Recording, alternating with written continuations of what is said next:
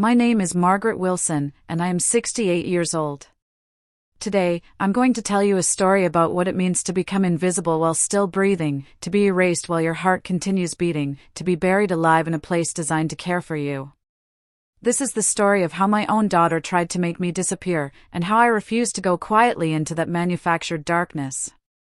It started with something absurdly simple, a glass of water. It was a Tuesday afternoon in late September when everything changed. The autumn sun filtered weakly through the smudged windows of Riverside Nursing Home's common room, casting long shadows across the faded linoleum floor. I sat in my designated wheelchair, though I could walk perfectly fine, positioned in the corner like a forgotten piece of furniture. The television blared some game show I'd never chosen to watch. Around me, 20 other residents sat in similar silence, some sleeping, some staring, all waiting for time to pass.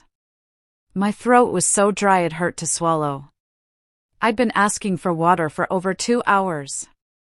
"Excuse me," I called out to the aide passing by, a young woman with blonde hair pulled back so tightly it seemed to stretch her face. "Could I please have some water?"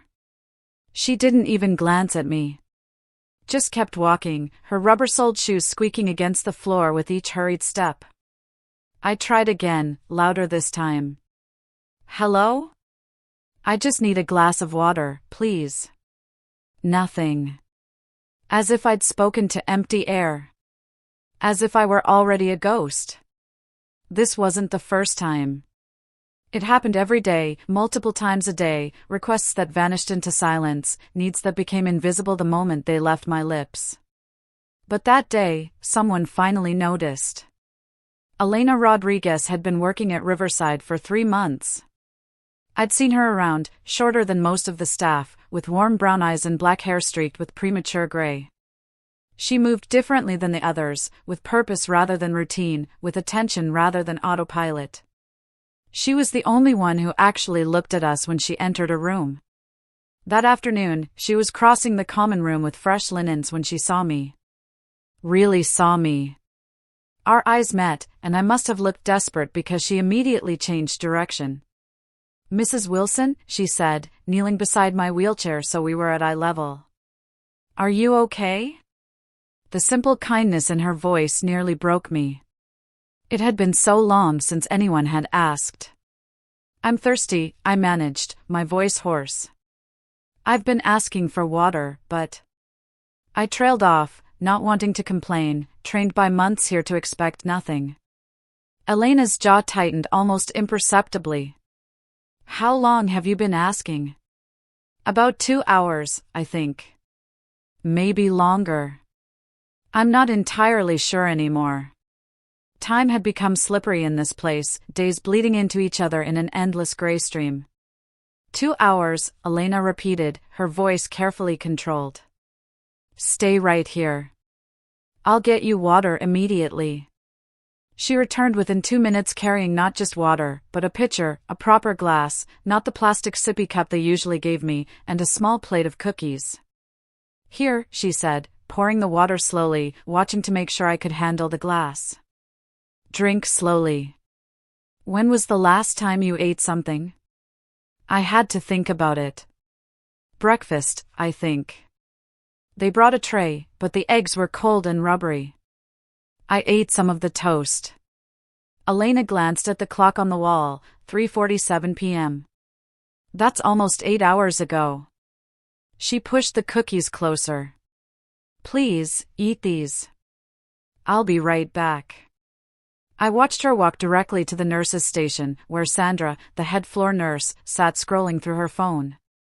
I couldn't hear the conversation, but I could see Elena's posture, the controlled but firm way she gestured back toward me, the way Sandra barely looked up before waving dismissively.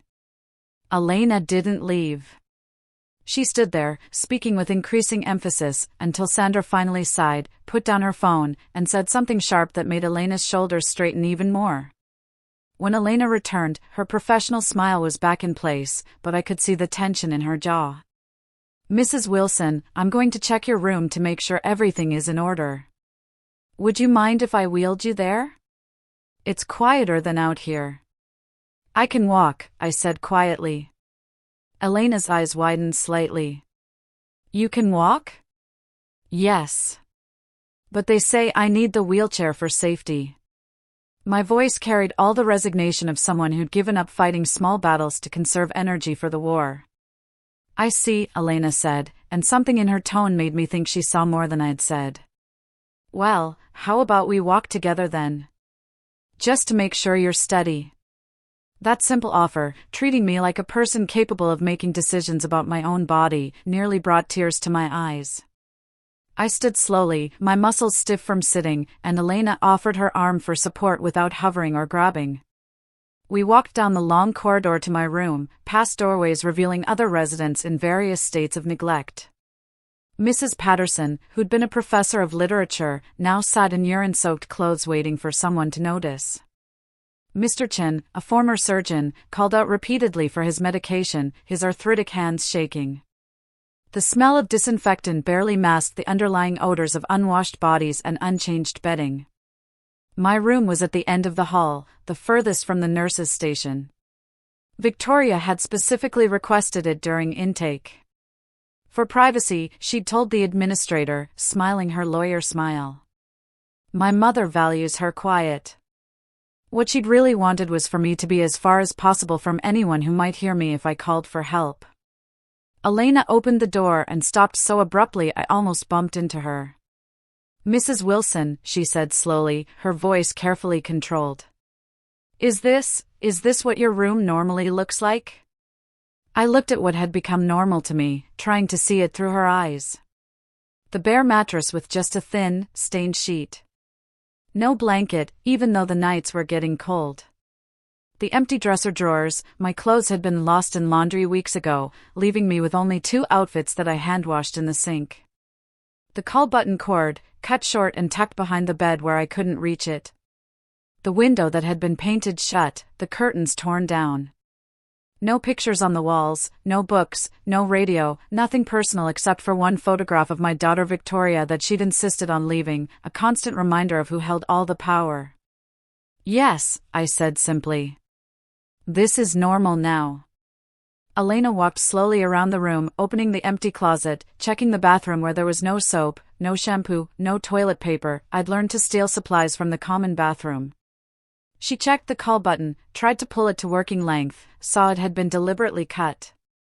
Then she turned to me, and I saw something dangerous in her eyes. Something righteous. Mrs. Wilson, this isn't normal. This isn't acceptable. She stopped herself, took a breath.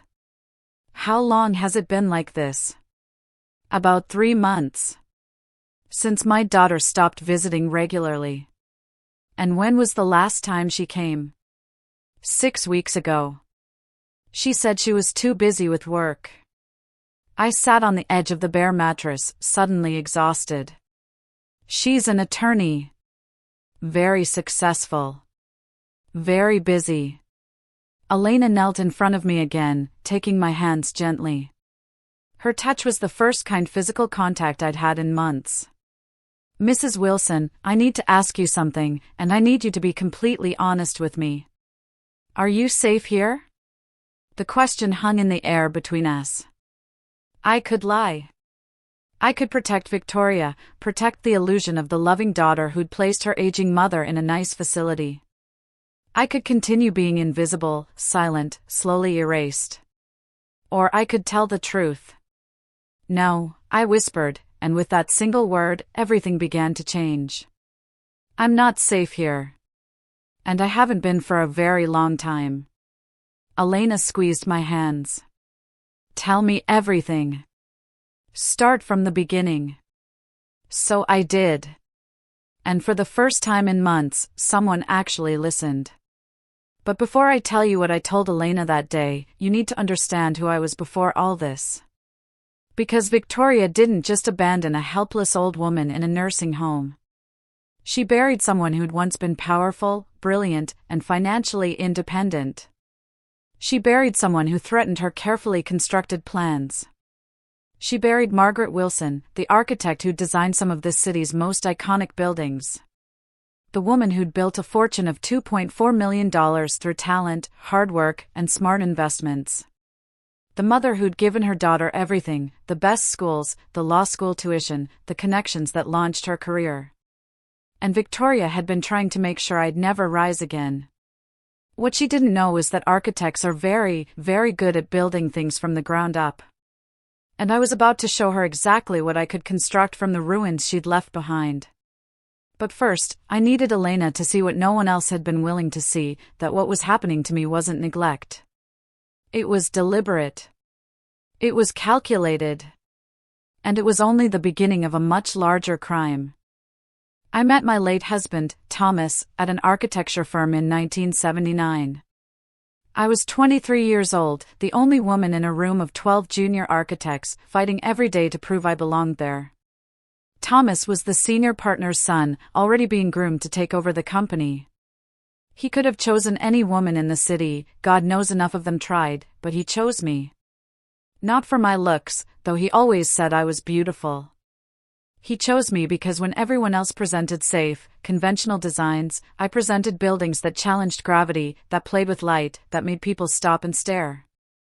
You see space is the way composers hear music, he told me on our third date. Like they're alive. We were married 6 months later. Victoria was born 2 years after that, in 1981, arriving 3 weeks early while I was presenting a design for the new city library. Thomas had to finish the presentation for me while I was in labor. He got the commission. I got our daughter. We were both happy with the trade. For the first 10 years of Victoria's life, I was the mother I thought I should be. I attended every school event, helped with homework, made elaborate birthday parties. I also worked, because that was part of who I was. Architecture wasn't just my career, it was my identity. Thomas never asked me to choose. He hired a wonderful nanny, Mrs. Chen, who became part of our family. But Victoria hated it. She hated that other mothers were always there, always available, while I sometimes had to leave early or miss things for client meetings. She hated that when I was home, part of my mind was often still at the drafting table, working through design problems. You love your buildings more than you love me, she told me once, when she was 12, voice sharp with accusation. That's not true, I'd replied, hurt. I love you more than anything. But I also love my work. Those things aren't in competition. Except in her mind, they always were. When Thomas died suddenly of a heart attack at 56, Victoria was 25, fresh out of law school. I was 51, still actively working, still designing, still building. The grief nearly destroyed me. Thomas had been my partner in every sense, in love, in business, in life.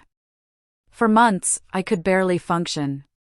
Victoria stepped in. Or at least, that's what I thought was happening. Mom, you need to focus on healing, she said, sitting across from me in our living room, the same house Thomas and I had designed together. Let me handle the practical things. The estate, the finances, the business decisions. That's what I do. It's how I can help. I was drowning in grief, barely able to get out of bed. So I said yes. I signed the papers she brought.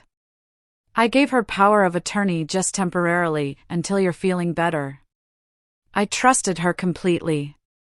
That was my first mistake. Over the next few years, I slowly recovered. I returned to work, taking on smaller projects at first, then larger ones. At 53, I designed the Riverside Children's Hospital, ironically, less than 2 miles from the nursing home where I'd eventually end up.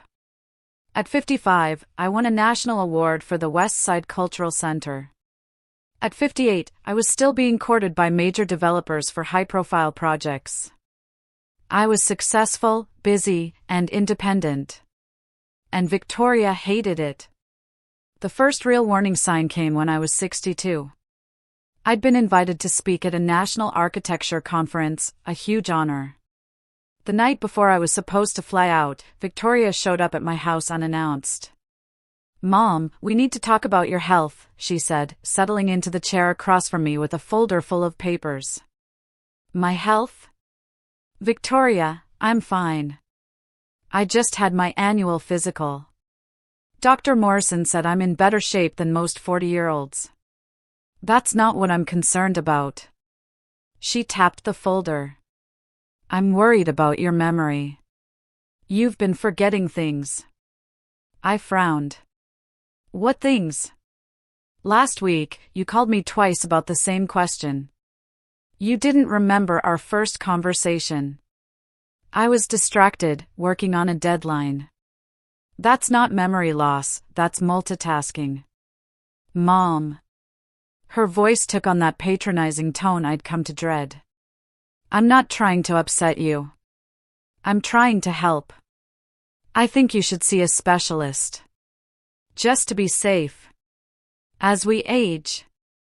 I'm 62, Victoria. Not 90. I know. But Dad died at 56. Heart disease runs in the family. And neurological issues can be hereditary too. I just want to make sure you're taking care of yourself. It was all framed as concern. As love. As a daughter worried about her aging mother. But when I think back now, I realize it was the first seed. The first suggestion, planted carefully, that maybe Margaret Wilson wasn't quite as sharp as she used to be.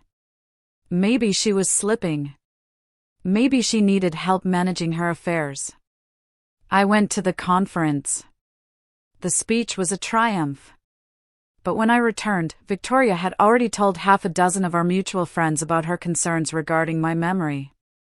She'd spoken to my business partner, suggesting perhaps I should consider reducing my workload.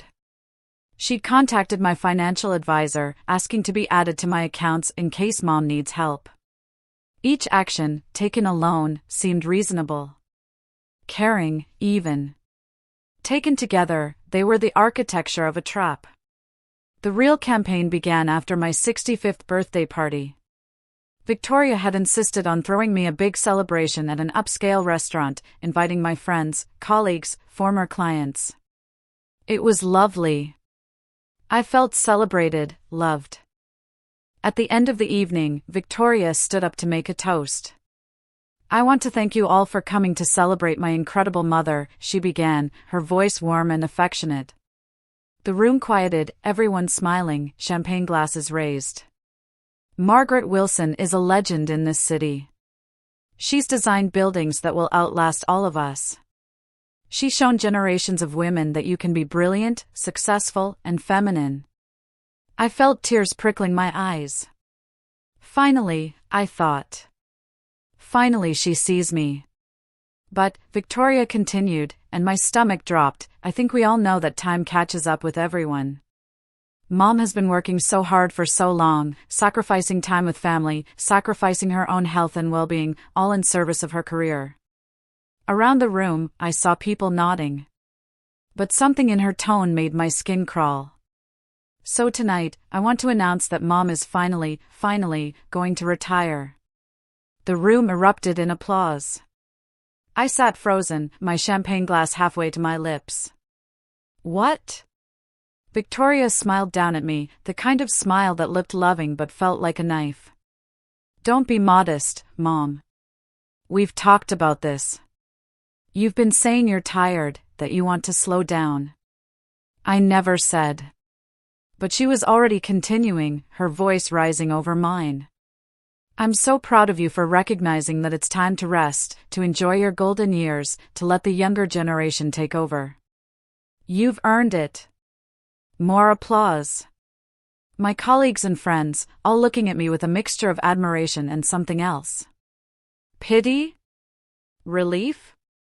I wanted to stand up, to shout that this was a lie, that I'd never agreed to retire, that I was still perfectly capable of working.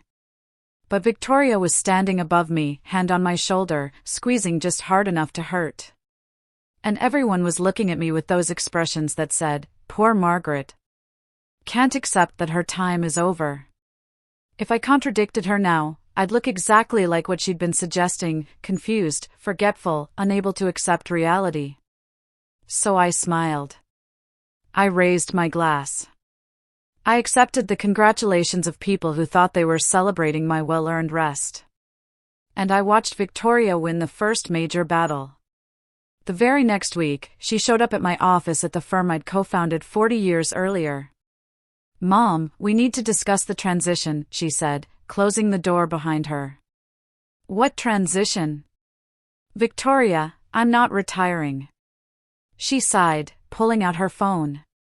"Mom, you announced it yourself. At your party. Remember? You announced it. I never agreed to it." "Mom." Her voice went soft, almost gentle. "This is exactly what I was worried about.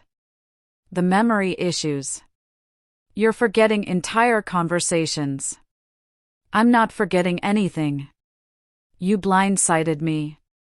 She showed me her phone screen, video footage from the party. It had been edited cleverly, showing only my smile, my raised glass, my apparent acceptance of the retirement announcement. None of my protests were included. "See? You agreed. Everyone saw it. And honestly, it's for the best. You've been making mistakes." "What mistakes?" She pulled out another folder.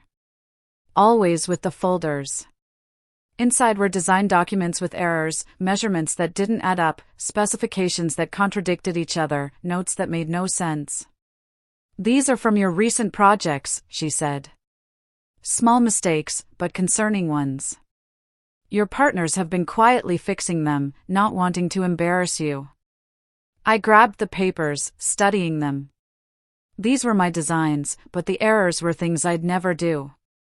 Basic miscalculations that no architect with 40 years of experience would make. "These aren't my errors," I said slowly. "These have been altered." "Mom. Please."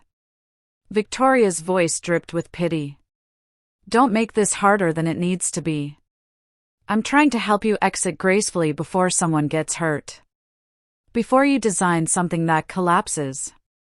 Before you destroy your legacy." Before I could respond, there was a knock on the door.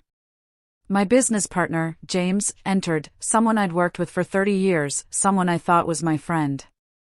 "Margaret," he said, not quite meeting my eyes. "Victoria and I have been discussing the succession plan." My blood went cold. "Succession plan?" "For the firm. We think it's best if you transition to a consulting role. Emeritus status. You'd still get profit sharing, still have your name on the letterhead, but day-to-day operations would shift to the younger partners." "James, we built this firm together." "I know." He finally looked at me, and I saw pity in his eyes. The same look everyone had given me at the party. "That's why I want to make sure you're taken care of. That you don't have to worry about deadlines or stress or mistakes." Victoria had gotten to him first.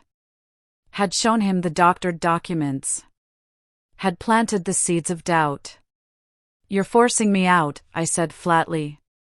"We're honoring your retirement," James corrected gently. "Which you already announced."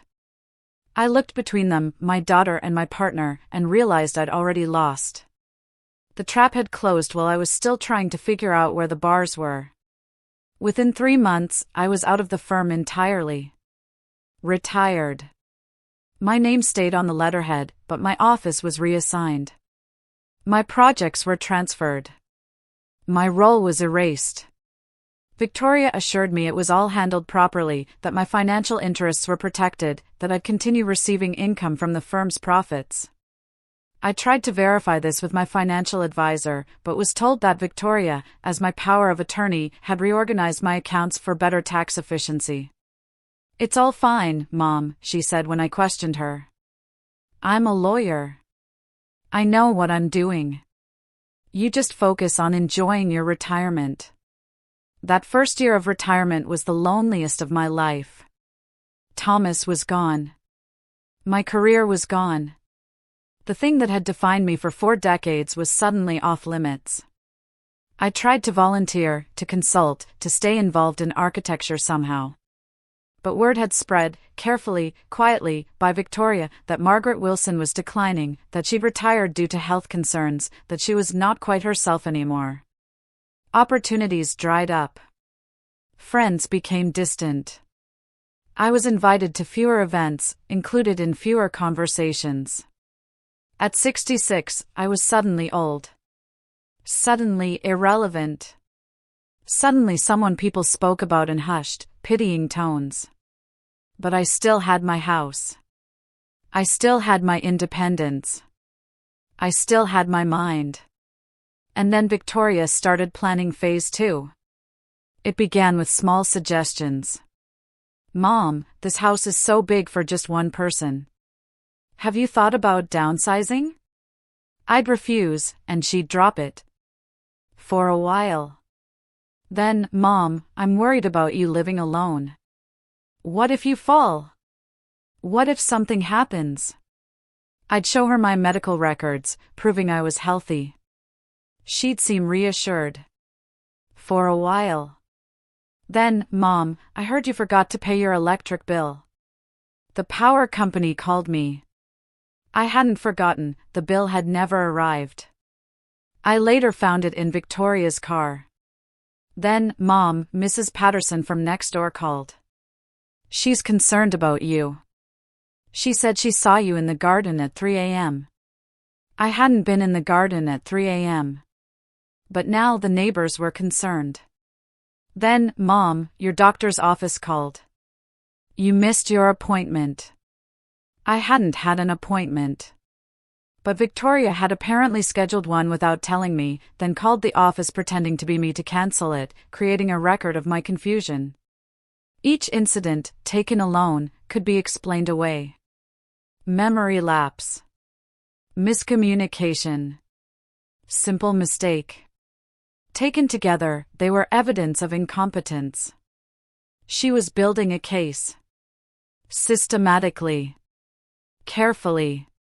Using every skill she'd learned in law school to construct a narrative that would hold up in court. Margaret Wilson, once brilliant architect, now declining rapidly.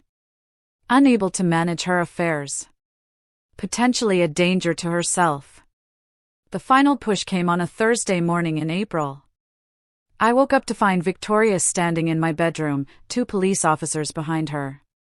Her eyes were red from crying, obviously practiced tears. "Mom," she said, voice breaking perfectly. "Why didn't you tell me you were having these thoughts?" "What thoughts? What are you talking about?" She showed the officers a note, supposedly in my handwriting, though I'd never written it. "I can't do this anymore. I'm so tired." Maybe Thomas had the right idea. A suicide note.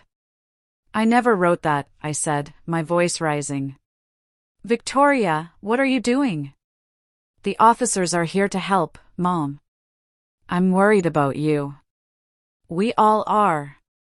"Mrs. Wilson," one of the officers said gently, "your daughter is concerned for your safety.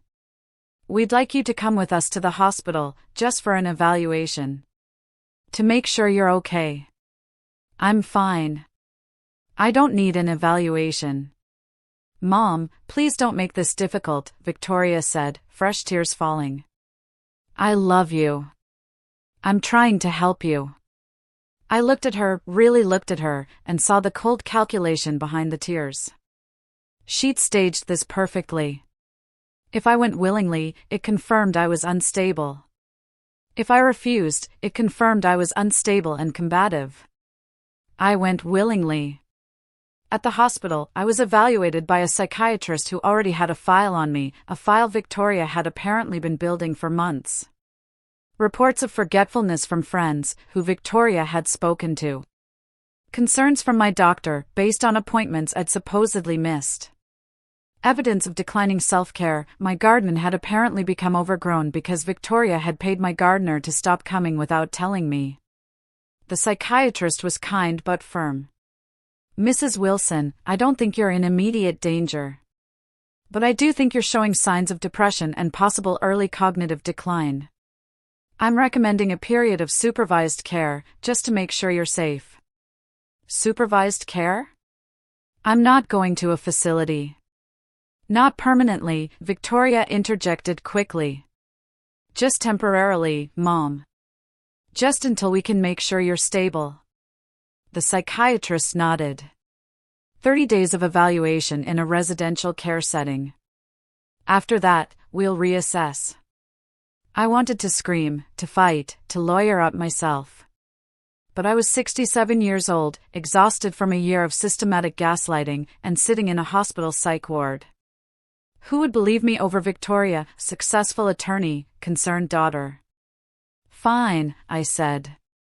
30 days. Victoria's relief looked genuine. But I saw the flash of triumph in her eyes before she hid it. 2 days later, I was admitted to Riverside Nursing Home.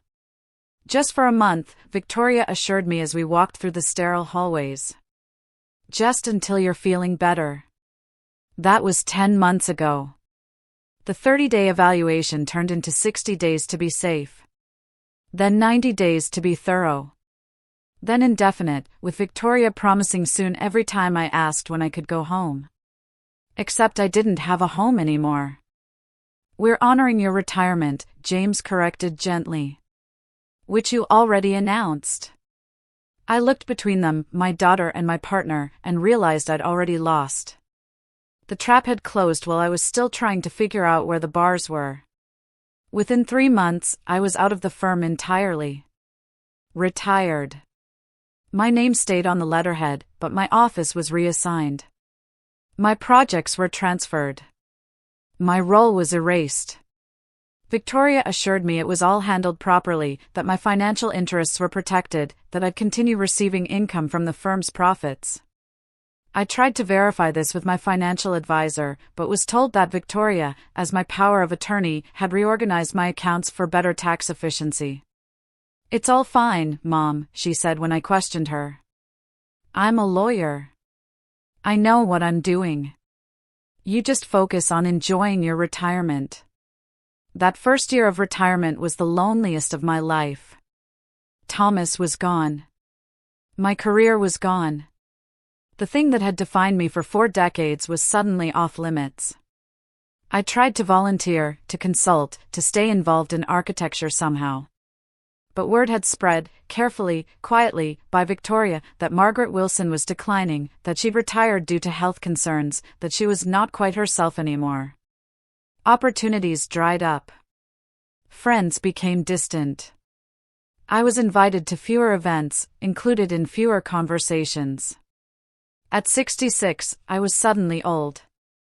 Suddenly irrelevant. Suddenly someone people spoke about in hushed, pitying tones. But I still had my house. I still had my independence. I still had my mind. And then Victoria started planning phase 2. It began with small suggestions.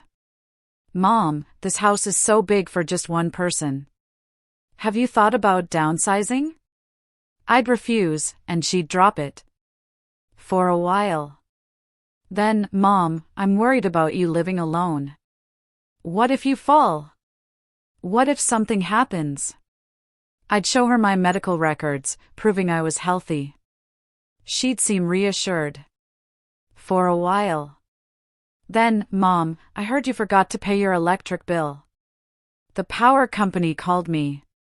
I hadn't forgotten, the bill had never arrived. I later found it in Victoria's car. Then, Mom, Mrs. Patterson from next door called. She's concerned about you. She said she saw you in the garden at 3 a.m. I hadn't been in the garden at 3 a.m. But now the neighbors were concerned. Then, Mom, your doctor's office called. You missed your appointment. I hadn't had an appointment. But Victoria had apparently scheduled one without telling me, then called the office pretending to be me to cancel it, creating a record of my confusion. Each incident, taken alone, could be explained away. Memory lapse. Miscommunication. Simple mistake. Taken together, they were evidence of incompetence. She was building a case. Systematically. Carefully. Using every skill she'd learned in law school to construct a narrative that would hold up in court, Margaret Wilson, once brilliant architect, now declining rapidly. Unable to manage her affairs. potentially a danger to herself. The final push came on a Thursday morning in April. I woke up to find Victoria standing in my bedroom, 2 police officers behind her. Her eyes were red from crying, obviously practiced tears. "Mom," she said, voice breaking perfectly. "Why didn't you tell me you were having these thoughts?" "What thoughts? What are you talking about?" She showed the officers a note, supposedly in my handwriting, though I'd never written it. "I can't do this anymore. I'm so tired." Maybe Thomas had the right idea. A suicide note. "I never wrote that," I said, my voice rising. "Victoria, what are you doing?" "The officers are here to help, Mom. I'm worried about you." "We all are." "Mrs. Wilson," one of the officers said gently, "your daughter is concerned for your safety. We'd like you to come with us to the hospital, just for an evaluation. To make sure you're okay." "I'm fine. I don't need an evaluation." "Mom, please don't make this difficult," Victoria said, fresh tears falling. "I love you. I'm trying to help you." I looked at her, really looked at her, and saw the cold calculation behind the tears. She'd staged this perfectly. If I went willingly, it confirmed I was unstable. If I refused, it confirmed I was unstable and combative. I went willingly. At the hospital, I was evaluated by a psychiatrist who already had a file on me, a file Victoria had apparently been building for months. Reports of forgetfulness from friends, who Victoria had spoken to. Concerns from my doctor, based on appointments I'd supposedly missed. Evidence of declining self-care. My garden had apparently become overgrown because Victoria had paid my gardener to stop coming without telling me. The psychiatrist was kind but firm. "Mrs. Wilson, I don't think you're in immediate danger. But I do think you're showing signs of depression and possible early cognitive decline. I'm recommending a period of supervised care, just to make sure you're safe." "Supervised care? I'm not going to a facility." "Not permanently," Victoria interjected quickly. "Just temporarily, Mom. Just until we can make sure you're stable." The psychiatrist nodded. 30 days of evaluation in a residential care setting. After that, we'll reassess. I wanted to scream, to fight, to lawyer up myself. But I was 67 years old, exhausted from a year of systematic gaslighting, and sitting in a hospital psych ward. Who would believe me over Victoria, successful attorney, concerned daughter? "Fine," I said. 30 days. Victoria's relief looked genuine. But I saw the flash of triumph in her eyes before she hid it. 2 days later, I was admitted to Riverside Nursing Home. "Just for a month," Victoria assured me as we walked through the sterile hallways. "Just until you're feeling better." That was 10 months ago. The 30-day evaluation turned into 60 days to be safe. Then 90 days to be thorough. Then indefinite, with Victoria promising soon every time I asked when I could go home. Except I didn't have a home anymore. I documented everything because I knew that someday, somehow, I would get out of here. And when I did, I would need evidence. I would need ammunition. I just didn't know when that day would come. Until Elena Rodriguez knelt beside my wheelchair and asked for a glass of water, then actually stayed to hear my answer. Until Elena saw my room and realized what was happening wasn't neglect, it was systematic abuse. Until someone finally looked at me and saw not a confused old woman, but a prisoner. "Tell me everything," Elena had said. So I did. I pulled out my notebook from its hiding place.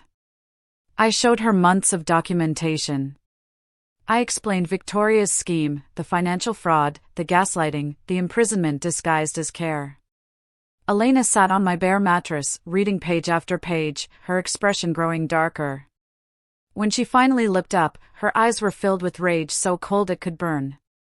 "Mrs. Wilson," she said quietly, "what your daughter has done is criminal. Every part of it. the financial exploitation, the false imprisonment, the forged documents, the medical neglect. This isn't just wrong. It's illegal. I know, I whispered. But who would believe me? I'm just a confused old woman in a nursing home. She's a successful attorney with forged documents proving she has every right to do what she's doing. Elena shook her head. No. You're Margaret Wilson, the architect who designed half this city. You're brilliant, articulate, and clearly still sharp as ever. And you're not alone anymore. She stood up, pacing my small room, her mind clearly racing. Okay. Here's what we're going to do.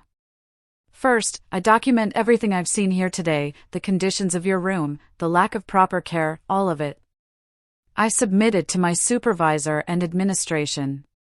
If they don't respond appropriately, I go to the state licensing board. Elena, you'll lose your job. Then I lose my job. Her voice was firm. But I became a CNA to care for people, not to watch them be abused. Second, we get you a lawyer. A real one. Not someone Victoria can manipulate. With what money? I have nothing. We'll find pro bono representation. Elder abuse cases are increasingly high profile. Someone will take this on, especially with your documentation. She held up my notebook. This is incredible, Mrs. Wilson. This is exactly what we need. Even if we find a lawyer, it could take months. Maybe years. And Victoria will fight every step. Let her fight. Elena's smile was sharp. She's used to being the only lawyer in the room. She won't know what hit her when we bring an entire legal team. For the first time in 10 months, I felt something I'd almost forgotten, hope. It was fragile, barely a spark. But it was there. Elena helped me hide my notebook in a better location, inside the lining of my jacket, a jacket Victoria had deemed too old to take when she cleared out my belongings. She promised to return the next day with copies of everything she'd documented. Mrs. Wilson, she said before she left, gripping my hands tightly. Hold on. Just a little longer. This ends now. But before it could end, things had to get worse. Because Victoria was about to discover that someone was paying attention to her mother. And she was going to make sure it stopped. Elena kept her promise. The next day, she returned during her shift with a folder tucked discreetly under her arm. She found me in the common room again, still asking for water that wouldn't come, and wheeled me back to my room under the pretext of helping me rest. I documented everything, she said quietly, pulling out her phone to show me photos she'd taken. My room from multiple angles. The cut call button cord. The bare mattress. The empty dresser. I also took photos of the medication chart outside your room. Mrs. Wilson, you're supposed to be on a thyroid medication and a vitamin D supplement. According to this chart, you haven't received either in 3 weeks. I hadn't even noticed. There were so many things wrong, so many deprivations, that missing vitamins had barely registered. I submitted all of this to my supervisor this morning, Elena continued. Along with a formal incident report about the conditions of your room and the delayed response to your basic needs, like water. What did she say? Elena's jaw tightened. Sandra told me I was overstepping, that Mrs. Wilson, you, are difficult and have been moved to minimal care protocol due to behavioral issues. What behavioral issues? I haven't done anything. Exactly. So I asked to see the documentation of these supposed behavioral issues. She told me it was confidential. I told her that's not how this works, that all resident care decisions need to be documented and available for review. Elena's eyes flashed with anger.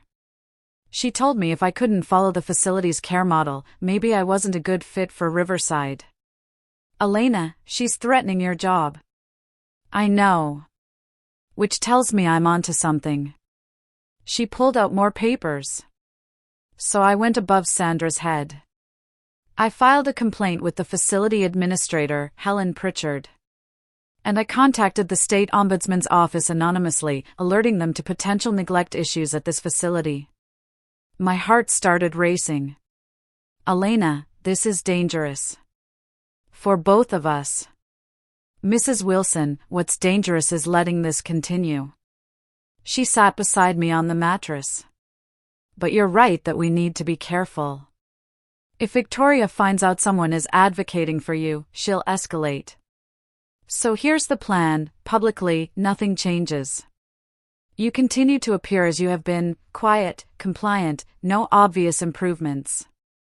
But privately, we build the case. We gather more evidence. We wait for the state investigation to begin. And when the time is right, we strike. Strike how? By getting you out of here legally and proving what Victoria has done. Elena handed me a business card. This is Andrew Chin. He's an attorney who specializes in elder abuse and financial exploitation. I called him this morning and explained the situation, without using your name yet. He wants to meet with you. I stared at the card, a lifeline I'd stopped believing could exist. When? Tomorrow. I arranged for him to visit during normal visiting hours. Officially, he's a volunteer from a community outreach program. No one will question it. You'll have 30 minutes to explain everything. And if he doesn't believe me? Elena smiled. He will. Because you're going to show him that notebook. And because you're Margaret Wilson, and when you speak, it's clear you're not confused or declining. You're sharp, articulate, and brilliantly angry. That night, I barely slept. I went over everything in my mind, organizing the story, preparing my case the way I used to prepare design presentations. I needed to be clear, logical, compelling. I needed Andrew Chin to see not a victim, but a fighter. The next afternoon, a man in his early 40s arrived during visiting hours. He was Asian American, wearing casual clothes, jeans and a button-down shirt, to avoid looking official. He signed in as a volunteer, chatted briefly with the front desk staff about how his organization visited nursing homes to provide companionship, then made his way to the common room. Elena intercepted him, brought him to my room. Mrs. Wilson, she said formally for any staff who might be listening, this is Andrew from Community Connections. He's here to visit with you for a bit, if you'd like company. That would be lovely, I said, playing my part. Elena closed the door, leaving us alone. Andrew Chin pulled a chair close to my mattress and studied me with intelligent, assessing eyes. Mrs. Wilson, Elena has told me some of your story. But I need to hear it directly from you. Start from the beginning, and don't leave anything out. For the next hour, he'd somehow arranged for more than the usual 30 minutes, I told him everything. I showed him my notebook. I explained Victoria's systematic campaign to control my life and my assets. I laid out the timeline, the forged documents, the gaslighting, the isolation. I gave him names, dates, specific amounts of money. Andrew listened without interrupting, taking notes on a tablet, his expression growing increasingly focused. When I finished, he sat back and looked at me with something like awe. Mrs. Wilson, this is one of the most comprehensive cases of elder abuse and financial exploitation I've encountered. And I've encountered many. Can you help me? Yes. Absolutely yes. He leaned forward. But I need to be honest with you about what we're facing. Your daughter is an attorney. She knows the system. She's been careful to create documentation that appears legitimate. Fighting this will not be quick or easy. I don't need quick or easy. I need justice. Good. Because that's what I specialize in. He pulled out his own business card, a real one this time. I'm taking your case pro bono, which means no cost to you. My firm handles cases like this because we believe elder abuse is one of the most underreported and underprosecuted crimes in America. Why pro bono? You could charge for this. Andrew smiled. Because 12 years ago, someone did this to my grandmother. A cousin who was supposed to be helping her drained her savings and put her in a facility just like this one. By the time we discovered what was happening, she'd lost everything, her money, her dignity, her will to fight. She died 6 months later, essentially of a broken heart. His voice hardened. I became an elder law attorney because of her. So no, Mrs. Wilson, I'm not charging you. This is personal. I felt tears prickling my eyes. What do we do first? First, I need to verify everything you've told me. I'll request financial records, medical records, the original power of attorney documents Victoria claims you signed. I'll also investigate Riverside's care standards and whether they're complicit in your daughter's abuse. That alone could take 2 to 3 weeks. And then? Then we file a petition to terminate Victoria's power of attorney and establish an independent guardian, possibly the court itself, to manage your affairs while we sort this out. We'll also file for emergency injunctive relief to prevent Victoria from accessing your remaining assets. Will she know? Yes. The moment we file, she'll be served. Which is why we need to be ready for her response. She'll claim you're incompetent, that you're being manipulated by overzealous staff, that you're having paranoid delusions. We need medical evidence proving you're mentally sound. I haven't seen a real doctor, not one Victoria didn't control, in almost a year. Then we arrange one. Independently. I know a geriatric psychiatrist who does competency evaluations. Dr. Sarah Martinez. She's testified in court hundreds of times and her evaluations are considered gold standard. If she says you're competent, Victoria's narrative falls apart. How do we get me to this doctor without Victoria finding out? Andrew and Elena exchanged glances. That's the tricky part, Elena said. We need to get you out of this facility for a few hours, officially, without raising suspicion. Medical appointment, Andrew said. Elena, can you arrange for Mrs. Wilson to need an urgent dental appointment? Something that requires she be transported to an outside provider? Elena nodded slowly. Yes. If I document that she's been complaining of severe tooth pain and the facility doesn't have an on-site dentist, protocol requires we arrange outside care. But I don't have tooth pain, I said. You will tomorrow, Elena said with a slight smile. You'll complain about it all morning. By afternoon, I'll have convinced Sandra it's urgent. We'll schedule the appointment for 2 days from now. Andrew, can Dr. Martinez make herself available? For this case? Absolutely. It was a risk. If Victoria found out, if the facility discovered we'd gone to a psychiatrist instead of a dentist, if I was deemed incompetent after all, the consequences would be severe. But it was also my only chance. Do it, I said.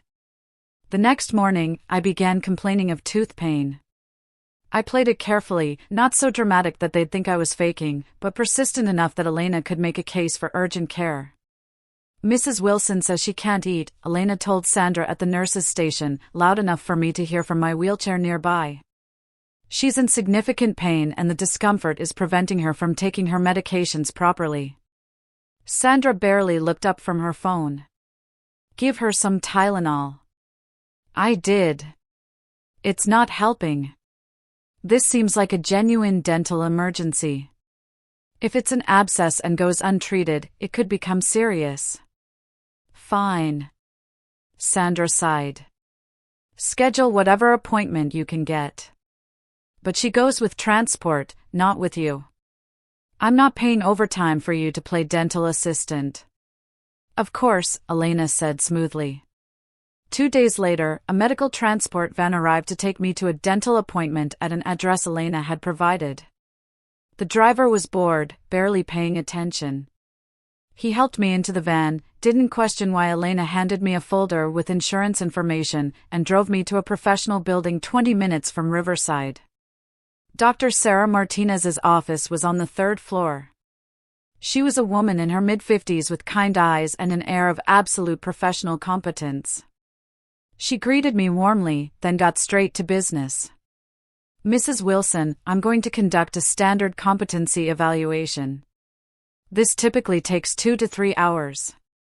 I'll assess your memory, reasoning ability, understanding of your situation, and capacity to make informed decisions about your life and finances.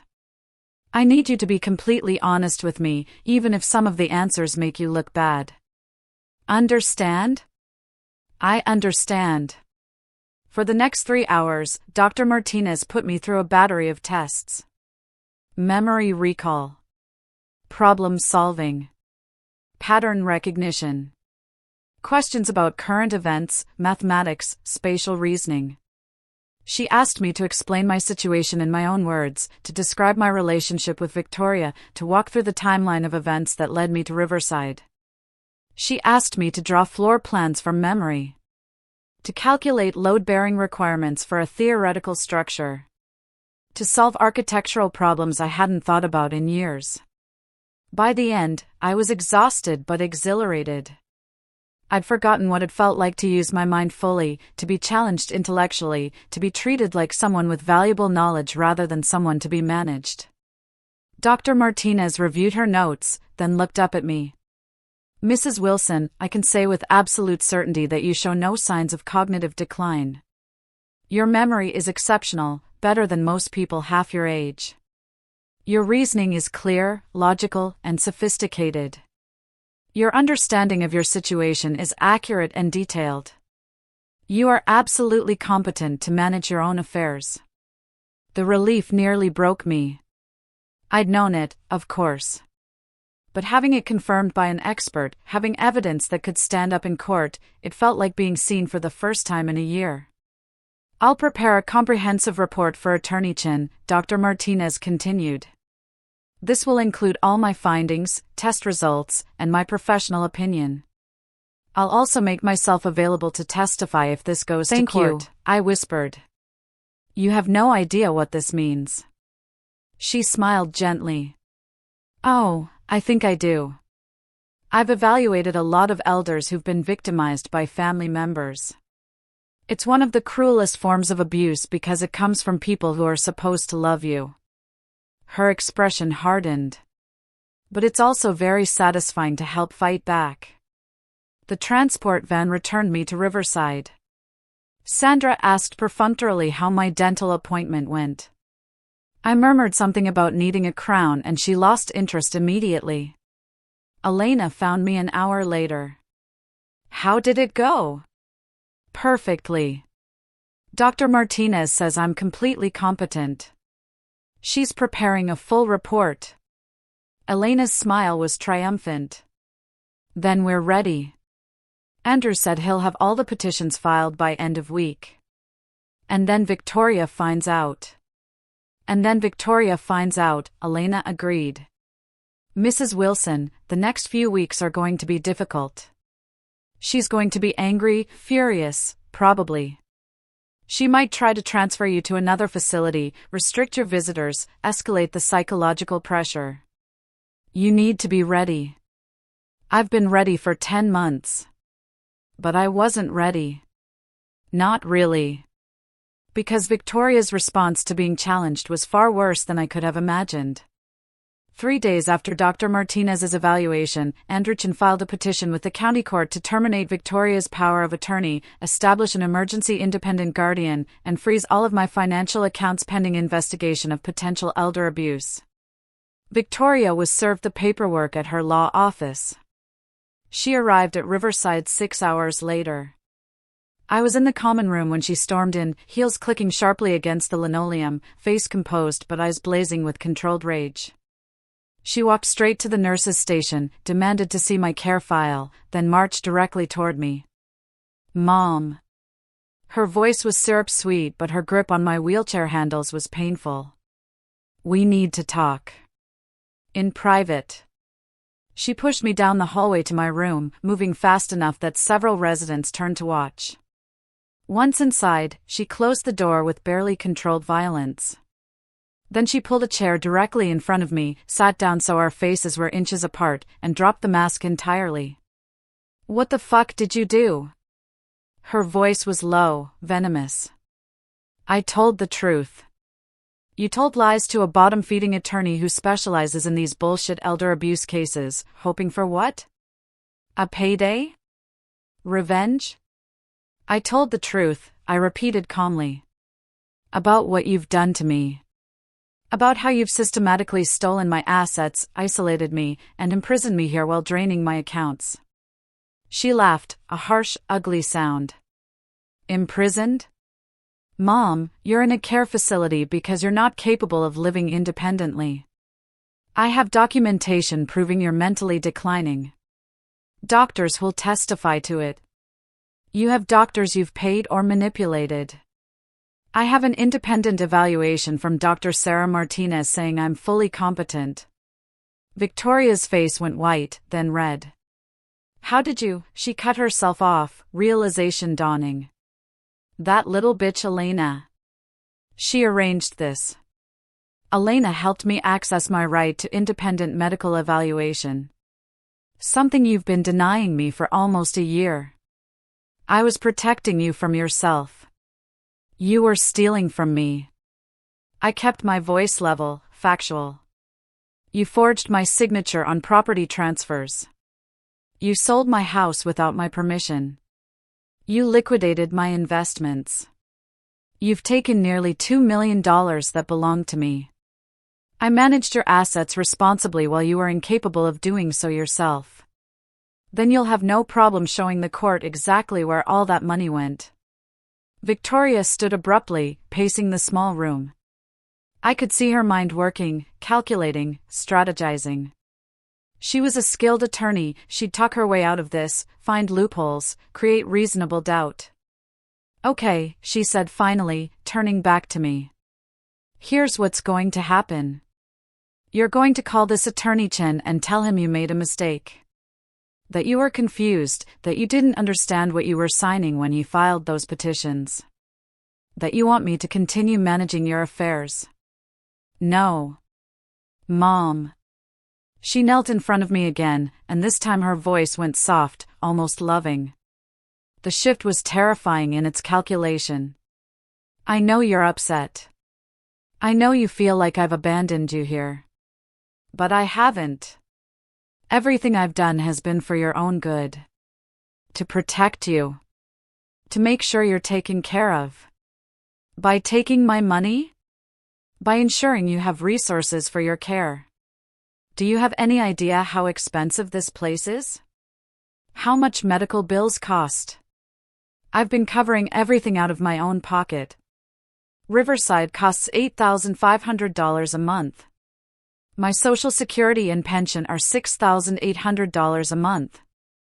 I have a retirement account that should have another $400,000. Where is it, Victoria? She flinched slightly. Managed investments. Long-term care insurance. Legal fees for managing your affairs. It adds up. Show me the receipts. Show me every single expenditure. If you've been managing my money legitimately, you'll have documentation. I don't have to show you anything. I have power of attorney. Had. Past tense. The moment Andrew filed that petition, your power of attorney was temporarily suspended. You no longer have legal access to my accounts. Victoria's mask cracked completely. You stupid, ungrateful bitch. Her voice was raw with fury now. Do you have any idea what I've sacrificed for you? The opportunities I've turned down because I had to manage your mess? I gave up a partnership track at my firm to deal with your declining health. I've spent weekends handling your affairs instead of living my own life. You gave up nothing. You saw an opportunity to enrich yourself and you took it. I should have let you rot in this place. Hell, I should have let you end up on the street when you couldn't manage your own finances anymore. But I didn't. I stepped up because I'm your daughter and that's what daughters do. No, Victoria. That's not what daughters do. My voice was quiet but firm. Daughters don't steal. Daughters don't imprison. Daughters don't systematically destroy their mothers' lives for profit. She stared at me for a long moment, breathing hard. Then she pulled out her phone. Fine. You want to play legal games? I'll show you what I can do. She dialed a number. Yes, this is Victoria Manning. I need to speak with Administrator Pritchard. It's urgent regarding my mother, Margaret Wilson. 5 minutes later, Helen Pritchard, the facility administrator, appeared at my door. She was a tall woman in her 60s with silver hair and a professional demeanor that conveyed authority. Ms. Manning, you said there was an urgent issue with your mother's care? Yes. I'm concerned that my mother is being influenced by a staff member, Elena Rodriguez, who has overstepped professional boundaries. She's convinced my mother to file frivolous legal complaints and has arranged unauthorized medical appointments. Helen's expression tightened. Unauthorized appointments? My mother was taken to see a psychiatrist without my knowledge or consent. As her power of attorney. Your power of attorney has been suspended, I interrupted. And the appointment was my choice, which I have every right to make. Helen looked between us, clearly trying to assess the situation.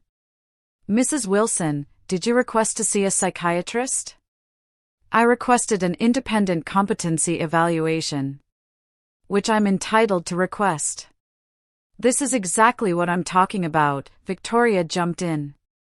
My mother has been manipulated into thinking she's being abused. She's paranoid, delusional. She needs increased supervision, possibly medication adjustment to manage her agitation. I'm not paranoid or delusional. I'm fighting back against financial exploitation.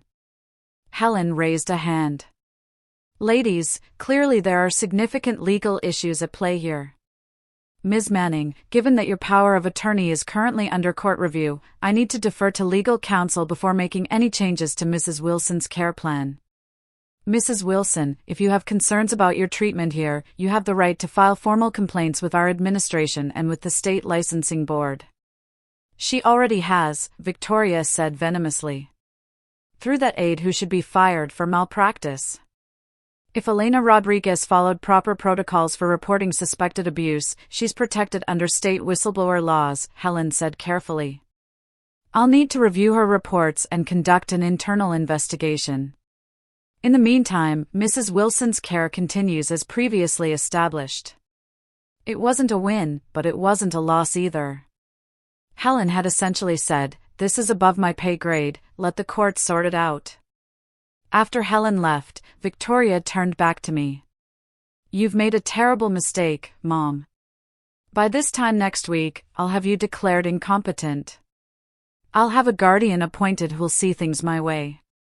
And I'll have that bleeding heart aide fired and possibly charged with elder abuse herself for manipulation." "Try it," I said. "And I'll see you in court." She smiled, cold and sharp. "You'll lose. You're an elderly woman in a nursing home with documented health issues.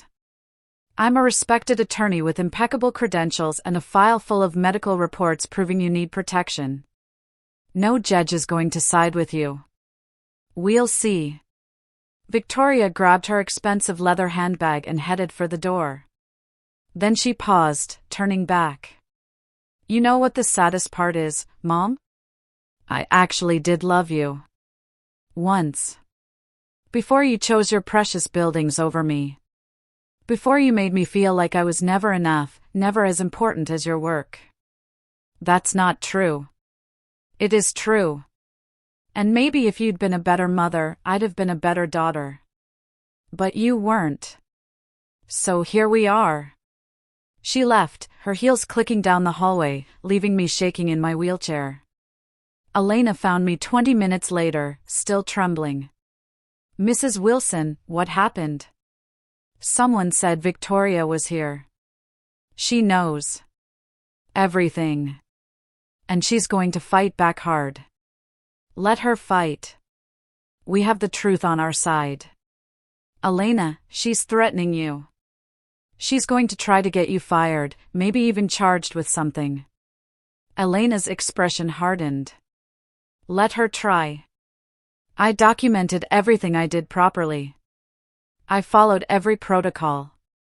If Riverside fires me for reporting abuse, I'll sue them into next week.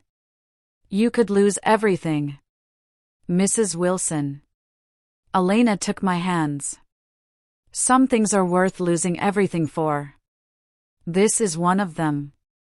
Over the next 2 weeks, Victoria launched an all-out assault. She filed counter-petitions claiming I was mentally incompetent and being manipulated by unscrupulous individuals seeking to financially exploit me. She submitted sworn statements from 3 doctors, all of whom had seen me only briefly and always in her presence, stating I showed signs of dementia and paranoia. She arranged for Riverside administration to limit my privileges, no more access to the common room phone, restricted visiting hours, increased supervision, which really meant surveillance. She filed a complaint against Elena with the State Nursing Board, claiming unprofessional conduct and boundary violations.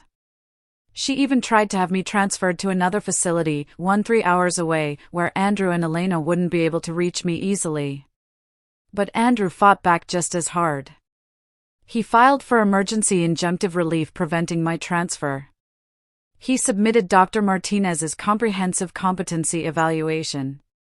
He provided the court with my detailed documentation of Victoria's financial exploitation. And he did something else, something that changed everything. He contacted Thomas's old business partner, James, and several other people from my former life. People who'd known me during my career, who could testify to my competence and character. James was the first to respond. And when he did, his message to Andrew was simple: I've suspected for years that something was wrong. Tell Margaret I'm sorry. And tell her I'll testify. The preliminary hearing was scheduled for 3 weeks after Andrew filed the initial petitions. It would determine whether Victoria's power of attorney remained suspended, whether an independent guardian would be appointed, and whether there was sufficient evidence of abuse to warrant a full investigation. Andrew prepared me carefully. We met twice more, once in a conference room at Riverside under Elena's supervision, once at his office after Elena arranged another medical transport appointment. The judge will want to see you're competent, Andrew explained. Not just read about it in Dr. Martinez's report, but see it firsthand. You'll need to be articulate, composed, and very clear about what happened. I can do that. I know you can. But Victoria's attorney is going to try to rattle you. They'll bring up memory lapses, confusion, any incident they can twist to make you look unreliable. What incidents? I haven't had any. Andrew pulled out a thick file. According to the reports Victoria has filed, you've had multiple incidents of aggressive behavior, confusion about where you are, paranoid accusations against staff, refusal to take medication, and at least 3 instances of being found wandering the halls at night disoriented. That's all false. Complete fabrications. I know. But we need to prove it.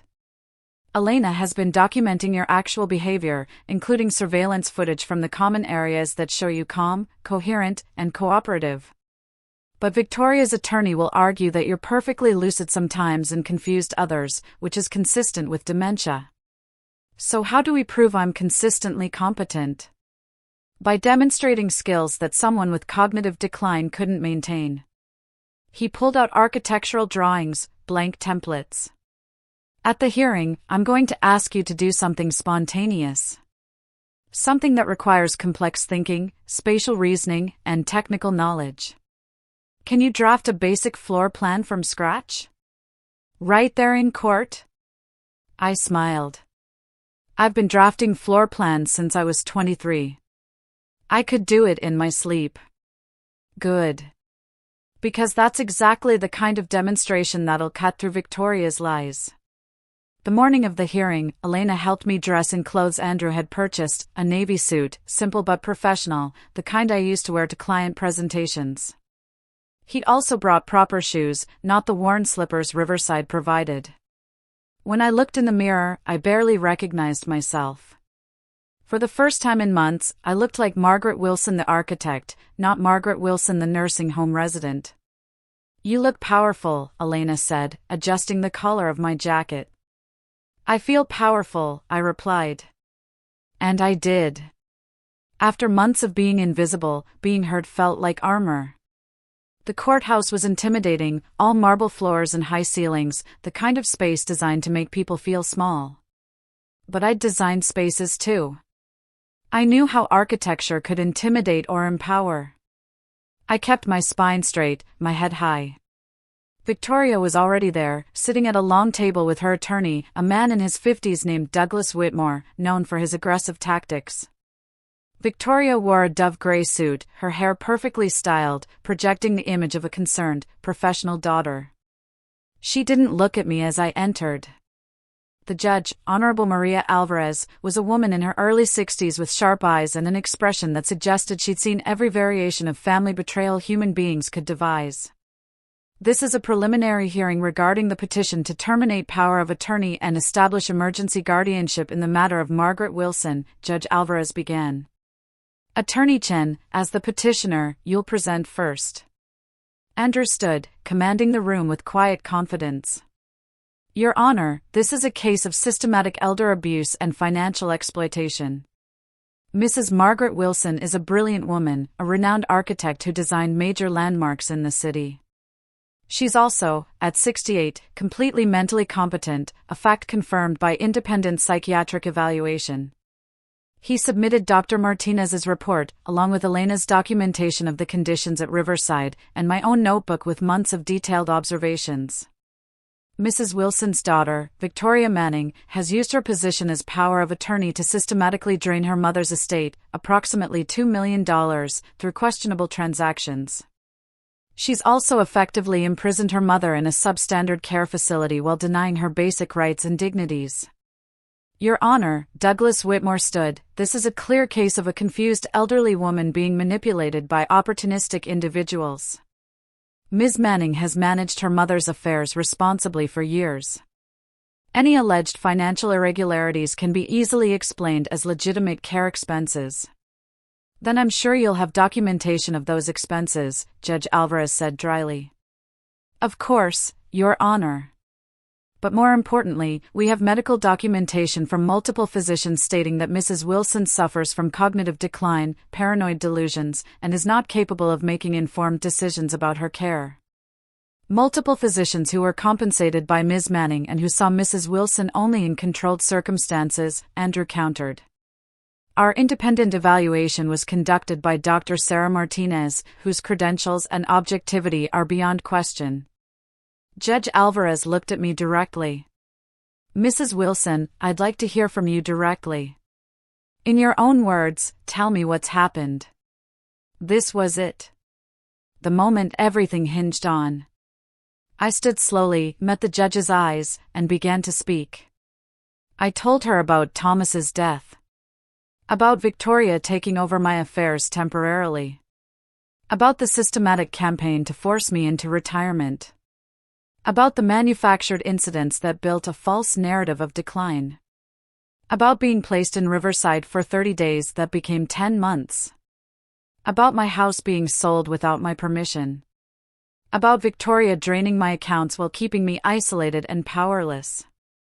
I spoke for 15 minutes, clearly and precisely, citing dates and specific amounts. I saw Judge Alvarez taking notes, her expression growing increasingly focused. When I finished, Whitmore stood immediately. Your Honor, with respect, this is exactly the kind of detailed paranoid narrative typical of someone experiencing cognitive decline. They create elaborate conspiracy theories to explain normal life changes. Mr. Whitmore, Judge Alvarez said, I've been a judge for 18 years. I've heard testimony from hundreds of individuals with actual dementia. Mrs. Wilson's account is detailed, chronological, and internally consistent. It's nothing like the confused, circular narratives I've heard from genuinely impaired individuals. Nevertheless, Your Honor. Nevertheless, I'm going to ask Mrs. Wilson to demonstrate something for me. The judge turned to me. Mrs. Wilson, I understand you're an architect by profession? Yes, Your Honor.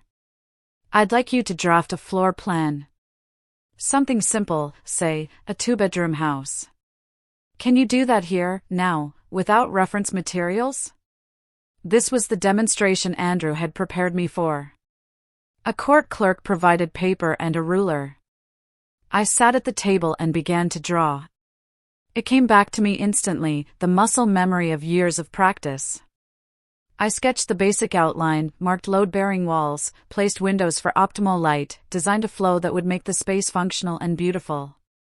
I added measurements, noted structural requirements, even included a small architectural detail, a vaulted ceiling in the main living area. The whole thing took 12 minutes. I handed the completed drawing to Judge Alvarez. She studied it carefully, then passed it to an architectural consultant the court had apparently brought in, someone I recognized from the industry. He examined my work, then spoke. Your Honor, this is professional-grade architectural drafting. The proportions are correct, the structural elements are properly placed, the detail level is sophisticated. This isn't something someone with cognitive impairment could produce.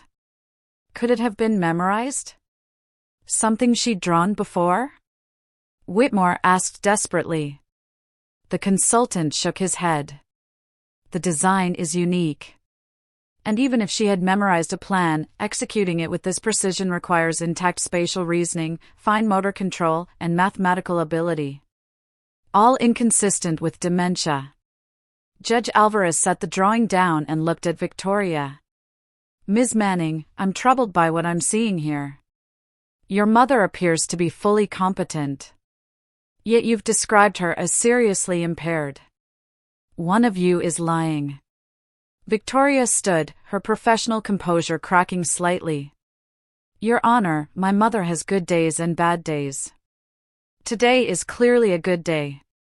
But I've seen her on bad days, confused, paranoid, aggressive.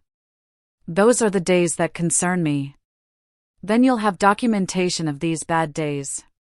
Incident reports from the facility. Medication changes prescribed by her doctors. Something beyond your own statements. Whitmore shuffled papers. We have incident reports from Riverside staff. Let me see them, Elena said, standing suddenly from the back of the courtroom where she'd been sitting. Judge Alvarez raised an eyebrow. And you are? Elena Rodriguez, CNA at Riverside Nursing Home. I've been Mrs. Wilson's primary caregiver for the past 3 months. If there are incident reports about her behavior, I should have been the one filing them since I'm on her care team. Ms. Rodriguez, Whitmore said coldly, you're the subject of an ethics complaint for unprofessional conduct. Your testimony is hardly credible. A complaint filed by Ms. Manning after I reported the conditions of Mrs. Wilson's care to facility administration and state oversight, Elena shot back. Which is protected activity under whistleblower laws. Judge Alvarez held up a hand. Everyone, calm down. Mr. Whitmore, provide me with these incident reports. He handed over several pages. The judge read them, frowning. These are all signed by Sandrachin, head floor nurse. Ms. Rodriguez, do you know Sandrachin?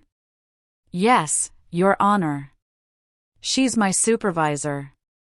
And in your professional observation, have you witnessed any of the behaviors described in these reports? No, Your Honor. Never. Mrs. Wilson has been consistently calm, cooperative, and lucid for the entire time I've known her. Then why would Nurse Chen file false reports? I can't speak to her motivations. But I can tell you that when I reported the substandard conditions of Mrs. Wilson's care, Nurse Chen dismissed my concerns and threatened my employment. Judge Alvarez sat back, studying all of us. The courtroom was silent. Here's what I'm going to order, she finally said. First, Victoria Manning's power of attorney remains suspended pending full investigation. Second, I'm appointing an independent guardian ad litem to manage Mrs. Wilson's affairs and conduct a comprehensive audit of all financial transactions Ms. Manning has made over the past 3 years. Third, I'm ordering an immediate investigation by Adult Protective Services into the conditions at Riverside Nursing Home and the validity of these incident reports. Fourth. Your Honor, Whitmore interrupted, this is highly irregular. Fourth, Judge Alvarez continued, her voice sharp, I'm ordering that Mrs. Wilson be transferred immediately to a different care facility of her choosing, pending evaluation of whether she requires facility care at all. My heart leaped. Your Honor, you can't simply move my mother, Victoria began. I can and I am. Mrs. Wilson, do you wish to remain at Riverside? No, Your Honor. Do you have an alternative residence? I had a house. My daughter sold it. Your Honor, understood, I have a proposal. My firm has established relationships with several high-quality assisted living facilities that offer independent living apartments for seniors who don't require full nursing care. I can arrange immediate placement at Meadowbrook, which is much closer to my office and would make it easier for Mrs. Wilson to participate in the ongoing legal proceedings. Is Meadowbrook licensed and inspected? Yes, Your Honor. It's one of the top-rated facilities in the state. Then that's where Mrs. Wilson will be transferred, effective today. Ms. Manning, you are prohibited from visiting your mother or contacting her directly until this investigation is complete. Any communication will go through the guardian ad litem. Victoria's face went white, then red. You can't keep me from my own mother. I can when there's credible evidence you've been abusing her. These are temporary measures, Ms. Manning. If the investigation shows your conduct has been appropriate, these restrictions will be lifted. But until then, they stand. Judge Alvarez banged her gavel. This hearing is adjourned. I'll review the full financial audit when it's complete. We'll reconvene in 30 days. The courtroom erupted. Victoria and Whitmore huddled together, talking urgently. Andrew turned to me, his smile broad. Mrs. Wilson, you were magnificent. We won? We won round 1. The real fight is still ahead.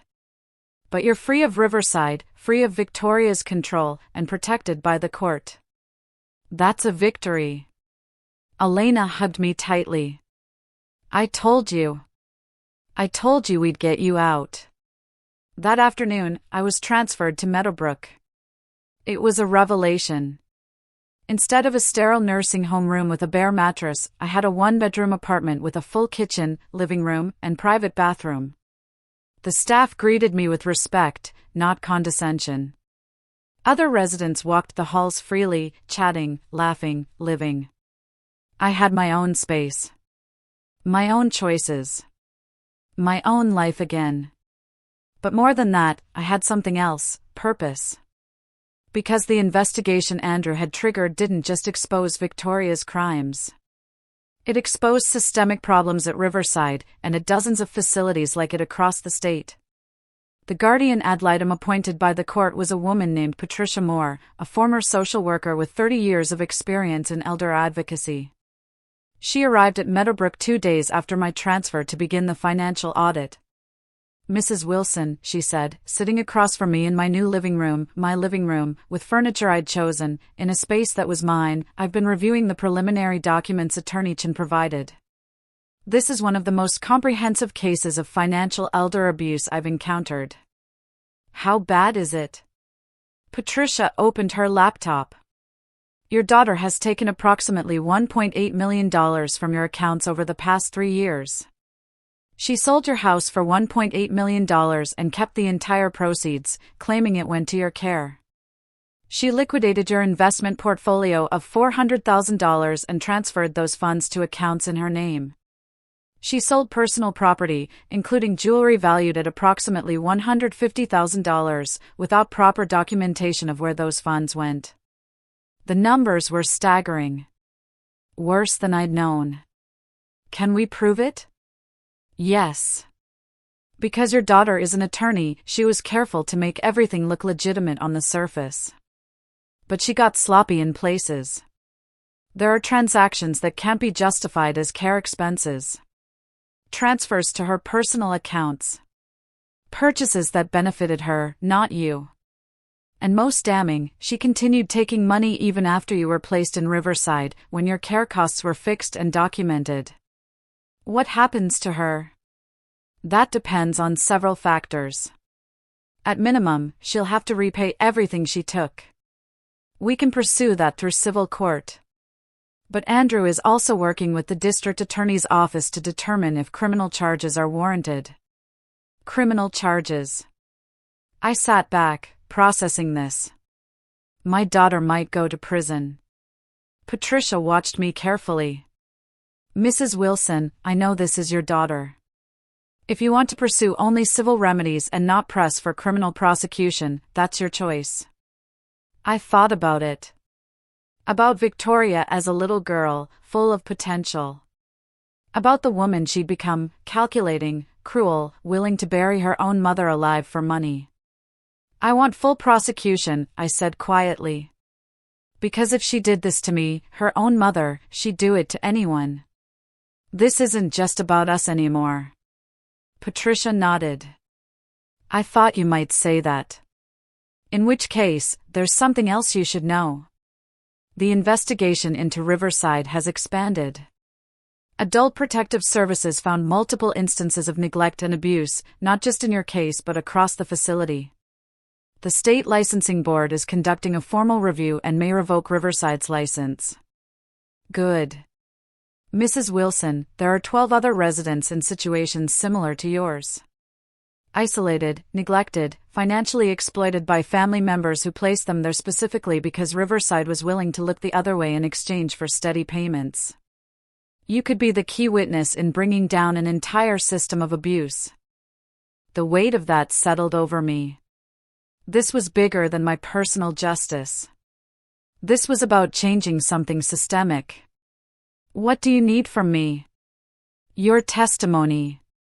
Your documentation. Your willingness to be the face of this case. It won't be easy. Victoria's attorney will attack your credibility. The facility will claim you're a disgruntled former resident. The media will dig into every detail of your life. I thought about it for maybe 5 seconds. I'll do it. Over the next 3 months, my life transformed in ways I couldn't have imagined. The financial audit was completed. Patricia's final report was devastating for Victoria. She'd taken $2.1 million in total, even more than initial estimates. Of that, she could justify perhaps $200,000 in legitimate care expenses. The rest was simply theft. The district attorney's office filed criminal charges, elder abuse, financial exploitation, forgery, for the documents she'd altered, and fraud. Victoria was arrested at her law office. The mugshot made the news, professional, polished attorney in handcuffs. The state licensing board completed their investigation of Riverside. They found systemic violations, inadequate staffing, falsified care records, financial kickbacks from families who paid extra to have their problematic elderly relatives managed quietly. The facility was shut down pending complete overhaul of management and practices. Sandra Chin, the head nurse who'd ignored Elena's reports and filed false incident reports about me, was fired and had her nursing license suspended.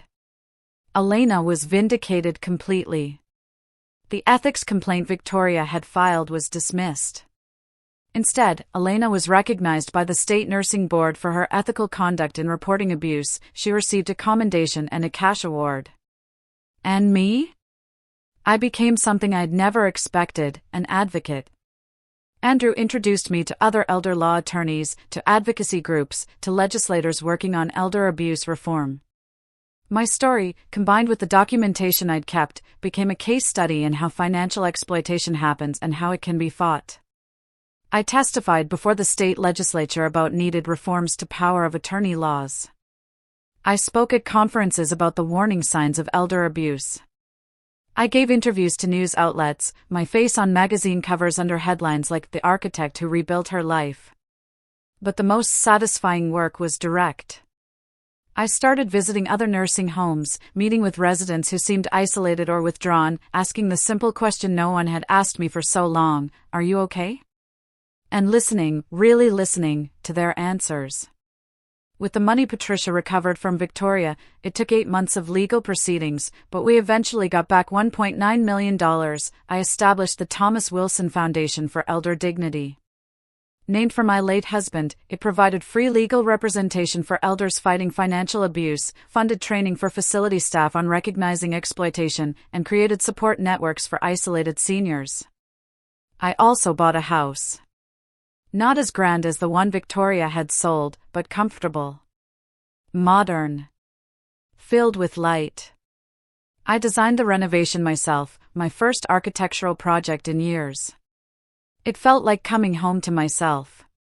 But through all of this, the legal victories, the advocacy work, the rebuilding, there was one relationship I hadn't addressed: Victoria herself.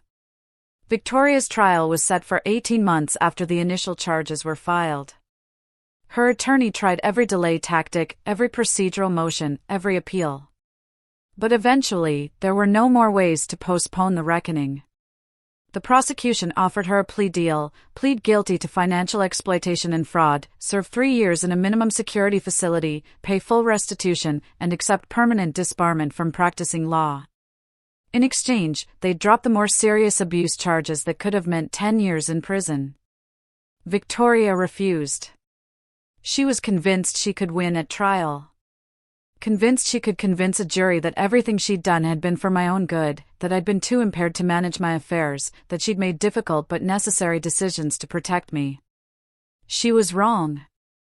The trial lasted 2 weeks.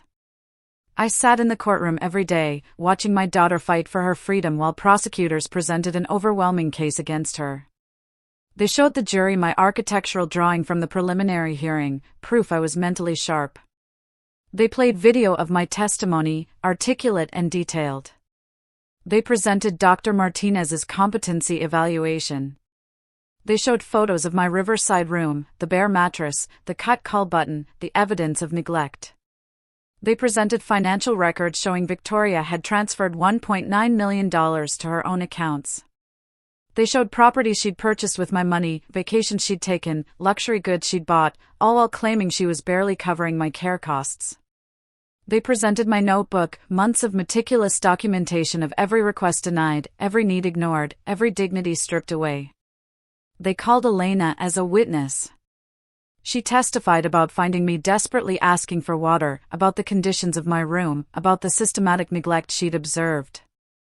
They called other Riverside residents who testified about their own experiences of neglect and isolation. They called Patricia Moore, the guardian ad litem, who walked the jury through every suspicious transaction. And they called me. I testified for 6 hours over 2 days. I told the jury everything, the whole story from the beginning. Victoria's attorney, Whitmore, tried to shake me on cross-examination. Mrs. Wilson, isn't it true that you were often confused during your time at Riverside? No. That's not true. But there are incident reports documenting your confusion. There are falsified incident reports written by a nurse who was later fired for misconduct. Mrs. Wilson, you claim your daughter stole from you. But isn't it true she had legal power of attorney? That you signed those documents willingly? I signed a limited power of attorney when I was grieving my husband's death. Victoria expanded it without my knowledge and used it to steal everything I owned. That's your interpretation. But couldn't it be that she was simply managing your affairs responsibly and you've created an elaborate fantasy to explain normal financial transactions? I looked at him, then at the jury. Sir, I'm an architect. I spent 40 years building things from careful plans and precise calculations. I know the difference between a structure built properly and one that's falling apart. What my daughter built was a trap. And I have the blueprints to prove it. The jury deliberated for 4 hours. They found Victoria guilty on all counts. At sentencing, the judge allowed me to make a victim impact statement. I stood at the podium, looking at Victoria for the first time in months. She was thinner, paler, diminished. But her eyes were still defiant. Your Honor, Victoria Manning is my daughter. I gave birth to her. I raised her. I sacrificed for her. I loved her with everything I had. And she repaid that love by trying to erase me from existence. My voice was steady, but my hands gripped the podium. She didn't just steal my money. She stole my dignity, my autonomy, my voice. She imprisoned me in a facility where I was denied basic human needs. She isolated me from everyone who could help me. She tried to make me disappear. I paused, taking a breath. But I didn't disappear. I'm standing here because one person, Elena Rodriguez, chose to see me when everyone else looked away. Because one attorney, Andrew Chin, chose to believe me when I had no credibility left. Because I refused to accept that my value as a human being ended the day I turned 65. I looked directly at Victoria. I don't know what happened to the little girl I raised. The one who used to tell me she wanted to be just like me when she grew up. Maybe she was always this person and I was too blind to see it. Or maybe somewhere along the way, she learned to value money more than love, power more than integrity. Either way, she needs to face consequences. Not just for what she did to me, but for what she represents, a system that allows families to exploit and abuse elders because we've decided old people are disposable. She needs to face consequences so the next daughter thinking about stealing from her aging parent understands there's a price to pay. I turned back to the judge. Your Honor, I'm not asking for mercy. I'm asking for justice. The judge sentenced Victoria to 6 years in state prison, full restitution of $1.9 million, permanent disbarment, and 5 years of probation after her release. She was also ordered to complete a program on elder abuse while incarcerated. Victoria didn't look at me as she was led away in handcuffs. I felt no satisfaction. No joy. Just a profound sense of closure, like setting down a weight I'd been carrying so long I'd forgotten it was there. Outside the courthouse, reporters swarmed. I gave a brief statement. Today was about accountability. But the real work is making sure what happened to me doesn't happen to other vulnerable seniors. We need better oversight of power of attorney, better regulation of care facilities, better support for family caregivers who are doing the right thing, and better consequences for those who aren't. That night, Elena came to my house, the one I'd bought and renovated with my recovered money. We sat on the porch I'd designed, drinking tea, watching the sun set. How do you feel? She asked. Tired. Relieved. Sad. I wrapped my hands around the warm mug. She's my daughter. Part of me will always love her, even after everything. But another part of me is just done. Done fighting. Done hoping she'll change. Done carrying the guilt of somehow failing her as a mother. You didn't fail her. She made her own choices. I know. But it's hard not to wonder if I could have done something differently. If I'd been there more when she was young. If I'd been a different kind of mother. Elena shook her head. Mrs. Wilson. Margaret. Please. After everything we've been through, call me Margaret. Margaret, Elena corrected with a small smile. You could have been the perfect mother and Victoria still might have become who she is. Some people just make bad choices. That's on them, not you. We sat in comfortable silence. Then Elena said, Can I ask you something? Anything. The foundation you started, the Thomas Wilson Foundation. You're expanding it, right? Adding more services? Yes. We're opening 3 resource centers across the state. Places where seniors can get free legal advice, case management, advocacy support. Why? I want to work for you. Full time. I'm finishing my RN degree in 2 months. I thought I'd go back to facility work, but after everything I saw at Riverside. She trailed off. I think I can do more good helping people before they end up in those places. Or helping them get out if they're being abused. I looked at this young woman who'd saved my life. Who'd risked everything to do the right thing.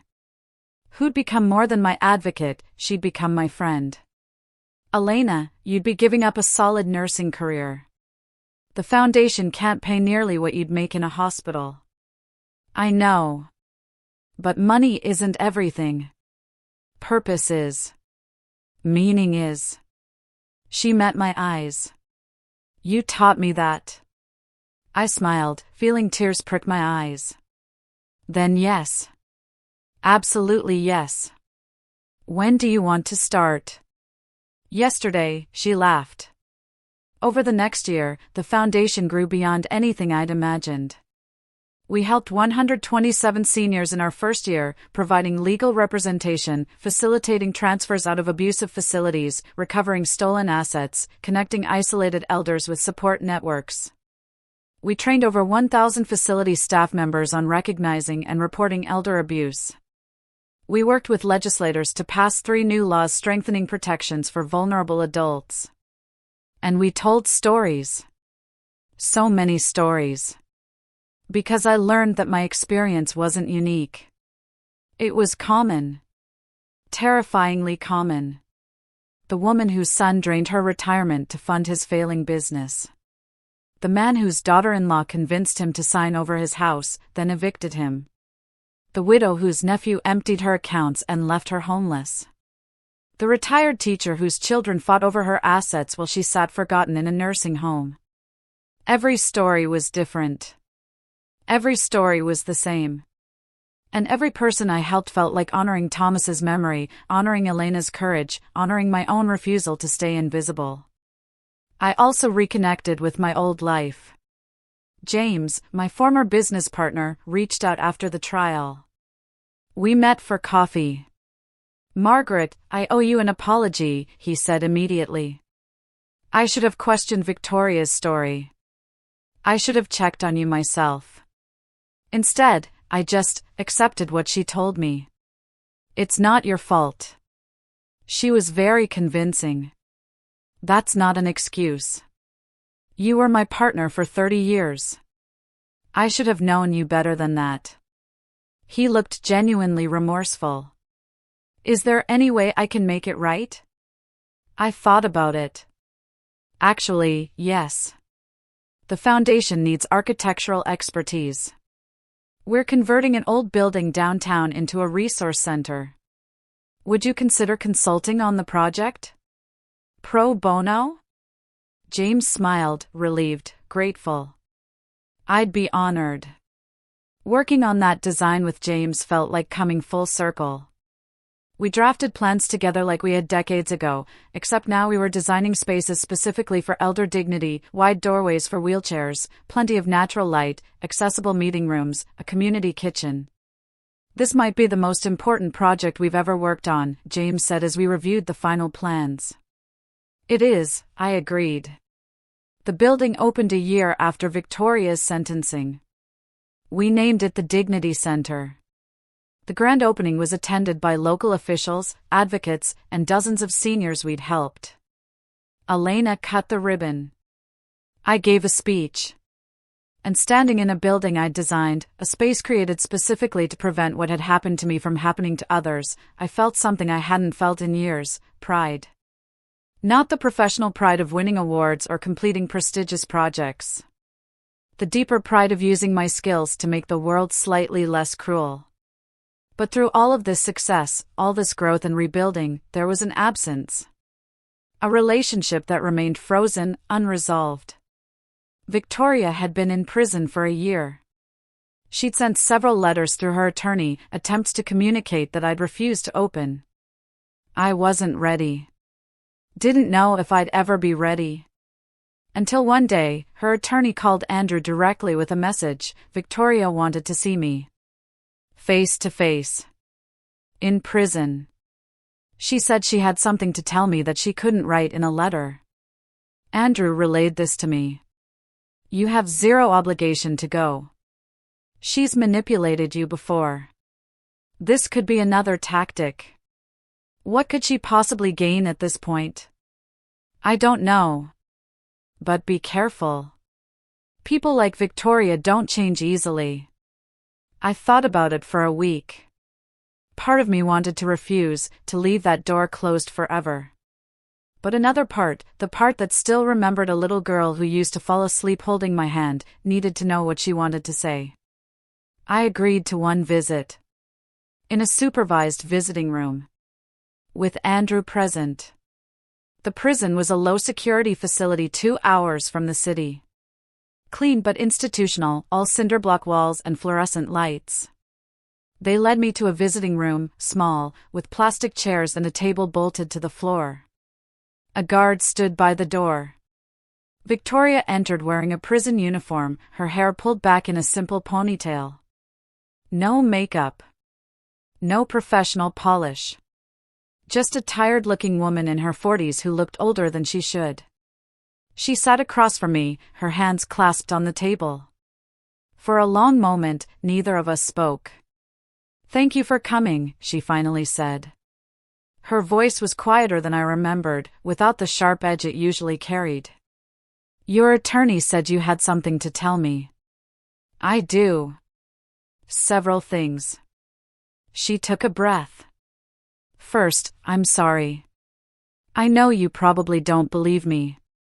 I know sorry doesn't even begin to cover what I did. But I am. I'm sorry for all of it." I said nothing, waiting. "Second, I need you to know, therapy in here has made me face some things I didn't want to face. About why I did what I did. And it's not a justification, there is no justification. But maybe an explanation." "Go on." "I was angry at you. For my whole life, I was angry. Because you were always working. Always designing. Always choosing your buildings over me."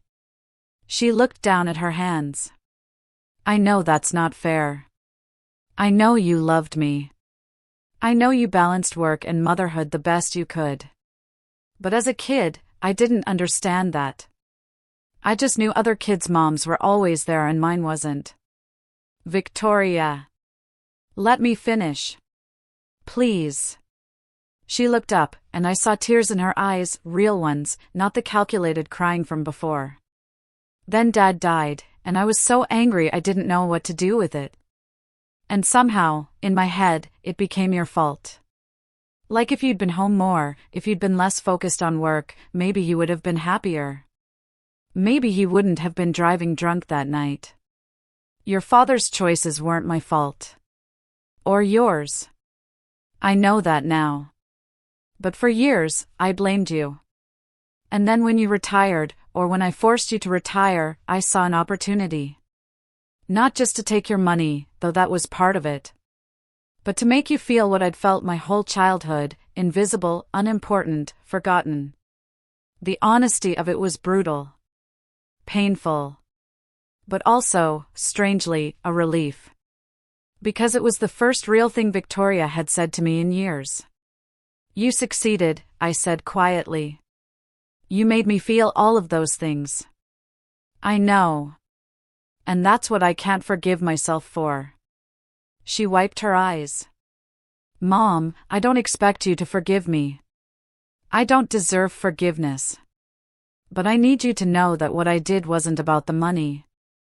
It was about punishing you for a hurt I'd been carrying since I was 12 years old. And that's on me. Not you. You weren't a bad mother. I was a daughter who couldn't let go of childhood resentments until they turned me into a monster. I felt my own tears starting. You weren't a monster. You did monstrous things. There's a difference." "Is there?" "Yes. Monsters can't change. People can." I paused. "Are you changing?" "I'm trying. I've been in therapy 3 times a week. I've been taking classes, psychology, ethics, even religion, trying to figure out how I became this person.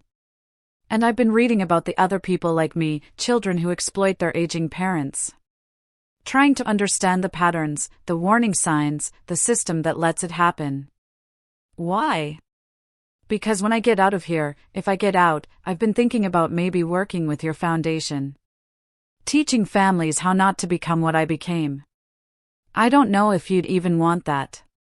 But I thought I'd ask." I sat back, genuinely surprised. "You want to work with the foundation?" "I want to do something meaningful. Something that maybe balances out even a tiny fraction of the harm I caused.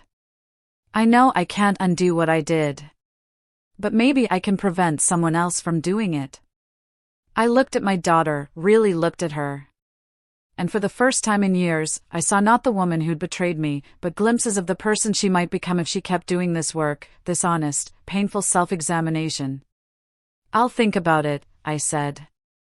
But Victoria, if you're serious about this, about changing, about making amends, it can't be about redemption. It can't be about earning your way back into my good graces. It has to be about genuinely becoming a better person, regardless of whether I ever trust you again. I understand. And you need to understand that our relationship will never be what it was. I will never again be the mother who trusts blindly, who gives without boundaries, who loves without protecting herself first. That woman is gone. She died in Riverside. Victoria nodded, tears streaming down her face. I know. And I hate that I killed her. But I also respect whoever you've become. She's stronger. Fiercer. Less willing to take anyone's shit. She almost smiled through the tears. She's kind of magnificent, actually. I felt something shift in my chest. Not forgiveness, not yet, maybe not ever. But something softer than the hard anger I'd been carrying. Maybe understanding. Maybe the beginning of a possibility. I need time, I said. Years, probably. Maybe forever. But I'm not saying never. I'm saying not now. That's more than I deserve. We talked for another 30 minutes. Not about the abuse, but about smaller things. Books Victoria had been reading. Programs at the prison. The work I was doing with the foundation. It felt strange, like two acquaintances finding common ground, not mother and daughter reconnecting. But maybe that was okay. Maybe we needed to become acquaintances first before we could ever be family again.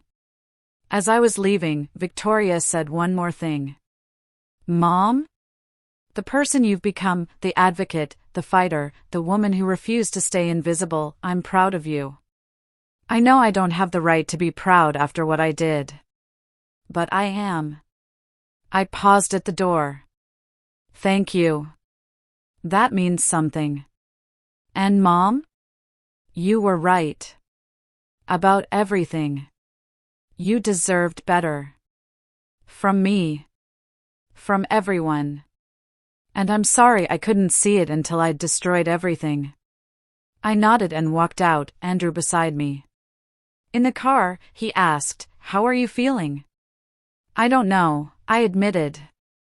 Sad. Angry. Hopeful. Confused. All of it at once. That's normal. She's your daughter. Complex feelings are expected. Do you think people can really change? Or are we just what we've always been, underneath everything? Andrew was quiet for a moment. I think some people can change if they want to badly enough and if they're willing to do the hard work. But I also think you don't have to stick around to find out if Victoria is one of those people. You've already given enough. He was right. I'd given more than enough. But part of me, the part that would always be Victoria's mother, no matter what she'd done, hoped she would do the work. Hoped she would change. Hoped that someday, years from now, we might find a new way to be in each other's lives. But I wasn't waiting for that day.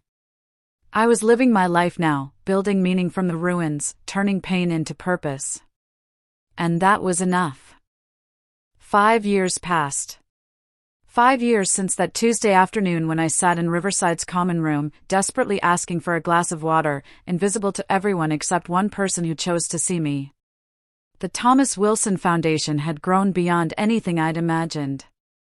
We now operated in 6 states, had helped over 2,000 seniors, and had become a national model for elder advocacy. We'd successfully lobbied for legislation in 12 states strengthening power of attorney oversight and requiring more rigorous reporting of financial exploitation. Elena was now our director of programs, overseeing a staff of 40 people. She'd gotten married to a social worker she met through the foundation. I'd walked her down the aisle, an honor that had made both of us cry. Anderchin remained our chief legal counsel, now leading a team of 8 attorneys who provided free representation to exploited elders. He'd won 43 cases, recovering over $18 million in stolen assets. And me? At 73, I was busier than I'd been at 50. I spent my days designing accessible housing for seniors, speaking at conferences, training social workers and attorneys, and meeting with legislators. My architecture skills had found their highest purpose, creating spaces where aging people could maintain dignity, autonomy, and independence. But I also made time for simple pleasures. I had a small garden where I grew tomatoes and herbs. I took watercolor painting classes on Thursday afternoons. I had dinner with friends regularly, a community I'd built slowly, carefully, of people who saw me, valued me, challenged me. And yes, I had reconnected with Victoria. It had taken 3 years. 3 years of her doing the work, therapy, education, genuine self-examination. 3 years of slow, careful conversations that built something new between us. Not the mother-daughter relationship we'd once had. Something different. More honest. More bounded. Victoria had been released after serving 4 years of her 6-year sentence. She'd earned early release through good behavior and completion of multiple rehabilitation programs.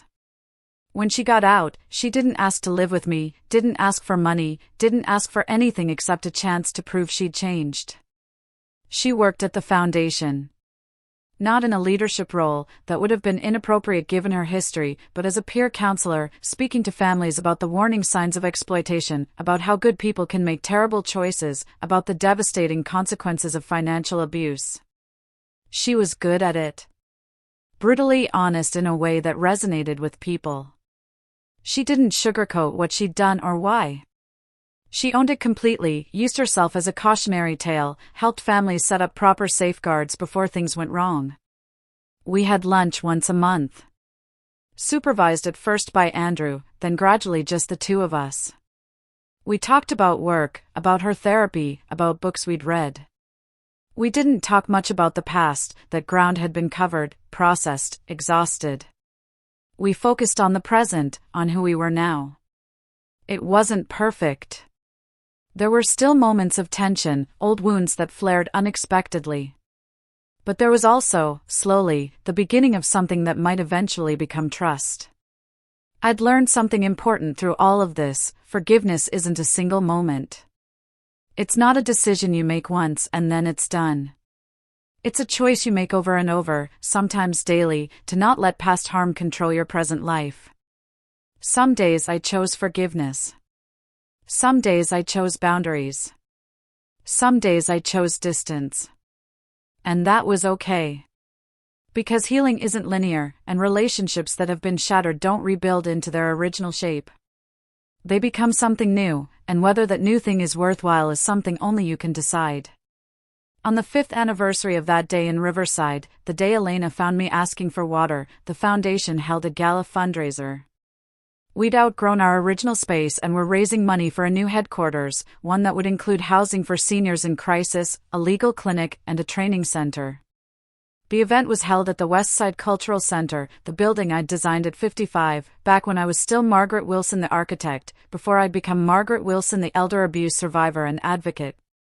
Standing in a space I'd created decades ago, surrounded by hundreds of people working to prevent others from suffering what I'd suffered, I felt an almost overwhelming sense of full circle. Elena found me standing by the floor-to-ceiling windows, looking out at the city lights. "You okay?" she asked. "More than okay," I said. I was just thinking about that day. 5 years ago. When you stopped to ask if I was okay instead of walking past like everyone else had been doing for months. Best decision I ever made, Elena smiled. Well, second best. Marrying Marcus was pretty good too. You changed my life. You know that, right? You changed your own life. I just handed you a glass of water. You handed me much more than that. You handed me proof that I still mattered. That someone still saw me as human. I turned to face her. Elena, there are millions of elders like I was. Invisible. Isolated. Exploited. Most of them don't have someone who stops to ask if they're okay. That's what we're fighting against, not just individual cases of abuse, but a whole culture that's decided old people are disposable. Which is why this work matters so much. Andrew joined us, holding a glass of champagne. Ladies, they're about to start the program. Margaret, you're up first.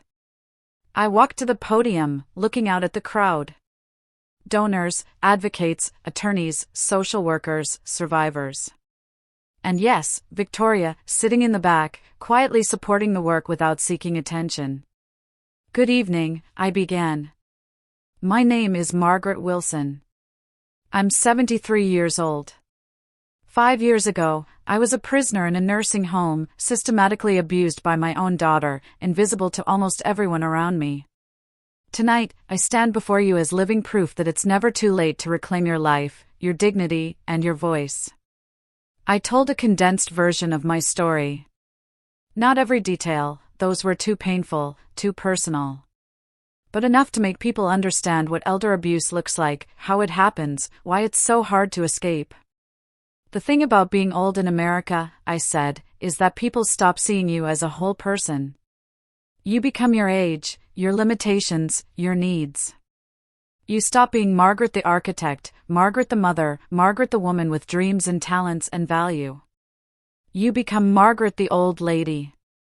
Margaret the burden. Margaret the problem to be managed. And once you become invisible that way, abuse becomes easy. Because who's going to believe you when you speak up? Who's going to take your word over the professional, successful son or daughter who's sacrificing so much to care for you? The answer is, not many people. Which is why we need systematic change. We need better oversight of power of attorney.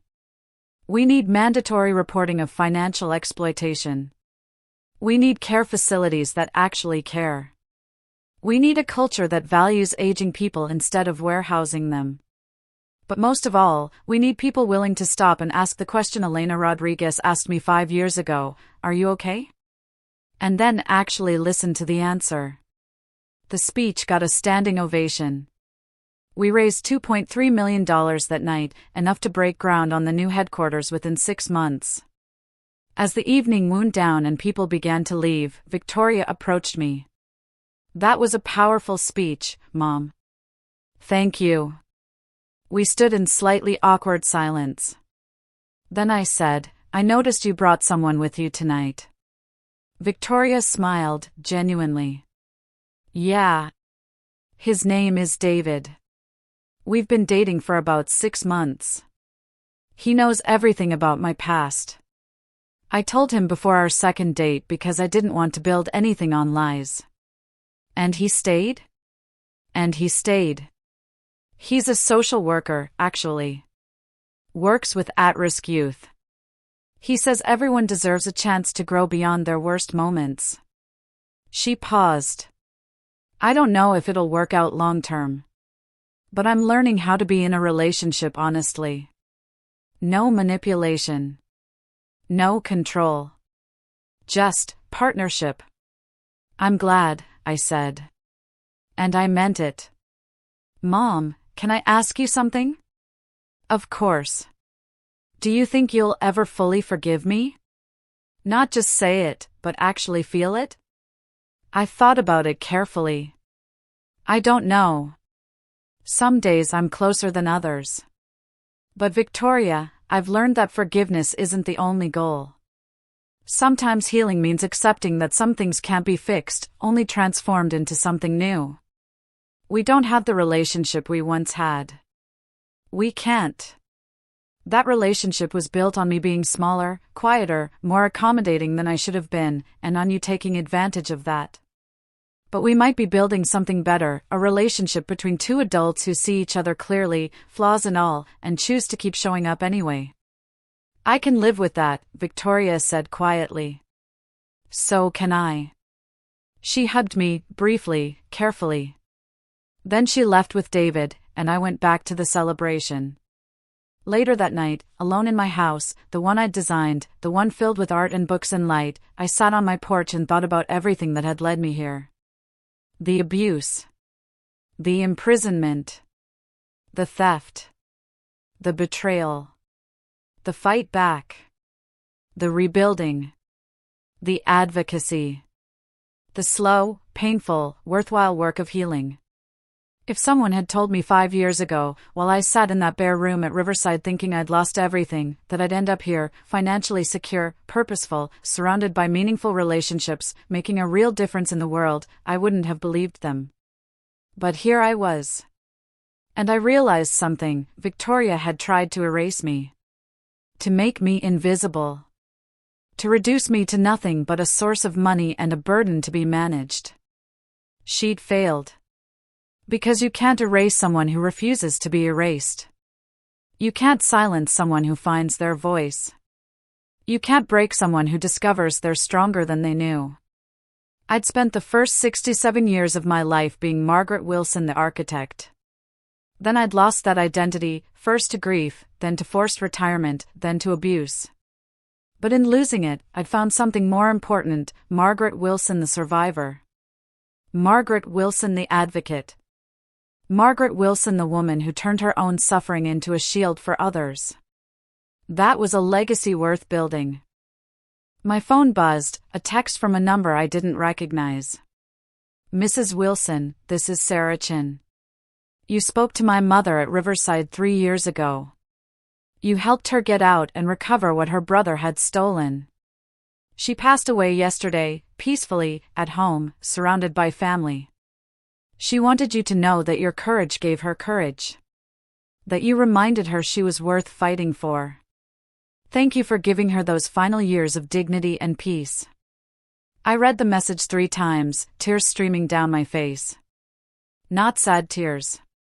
Grateful ones. Because this was why I did this work. Not for recognition or awards or even justice, though those things mattered. But for moments like this. For the knowledge that my suffering hadn't been meaningless. That my fight back had opened doors for others. That my voice, once silenced, now echoed in the lives of people I'd never meet. I typed a reply: your mother's strength inspired me as much as I apparently inspired her. Thank you for letting me know. I'm grateful I got to know her, and I'm glad she got to spend her final years living, not just existing. I sent the message and sat back, looking up at the stars.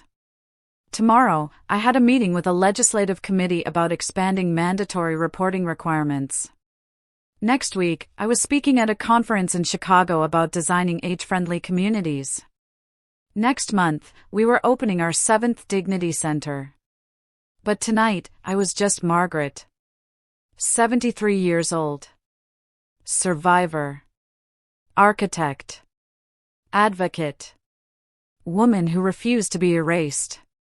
And I was thinking about a simple truth I'd learned through all of this: the most radical thing an old woman can do in a society that's decided she's disposable is to insist, loudly, persistently, unapologetically, that she still matters. That her voice still deserves to be heard. That her dignity is non-negotiable. That her life still has value and purpose and meaning. I'd asked for a glass of water.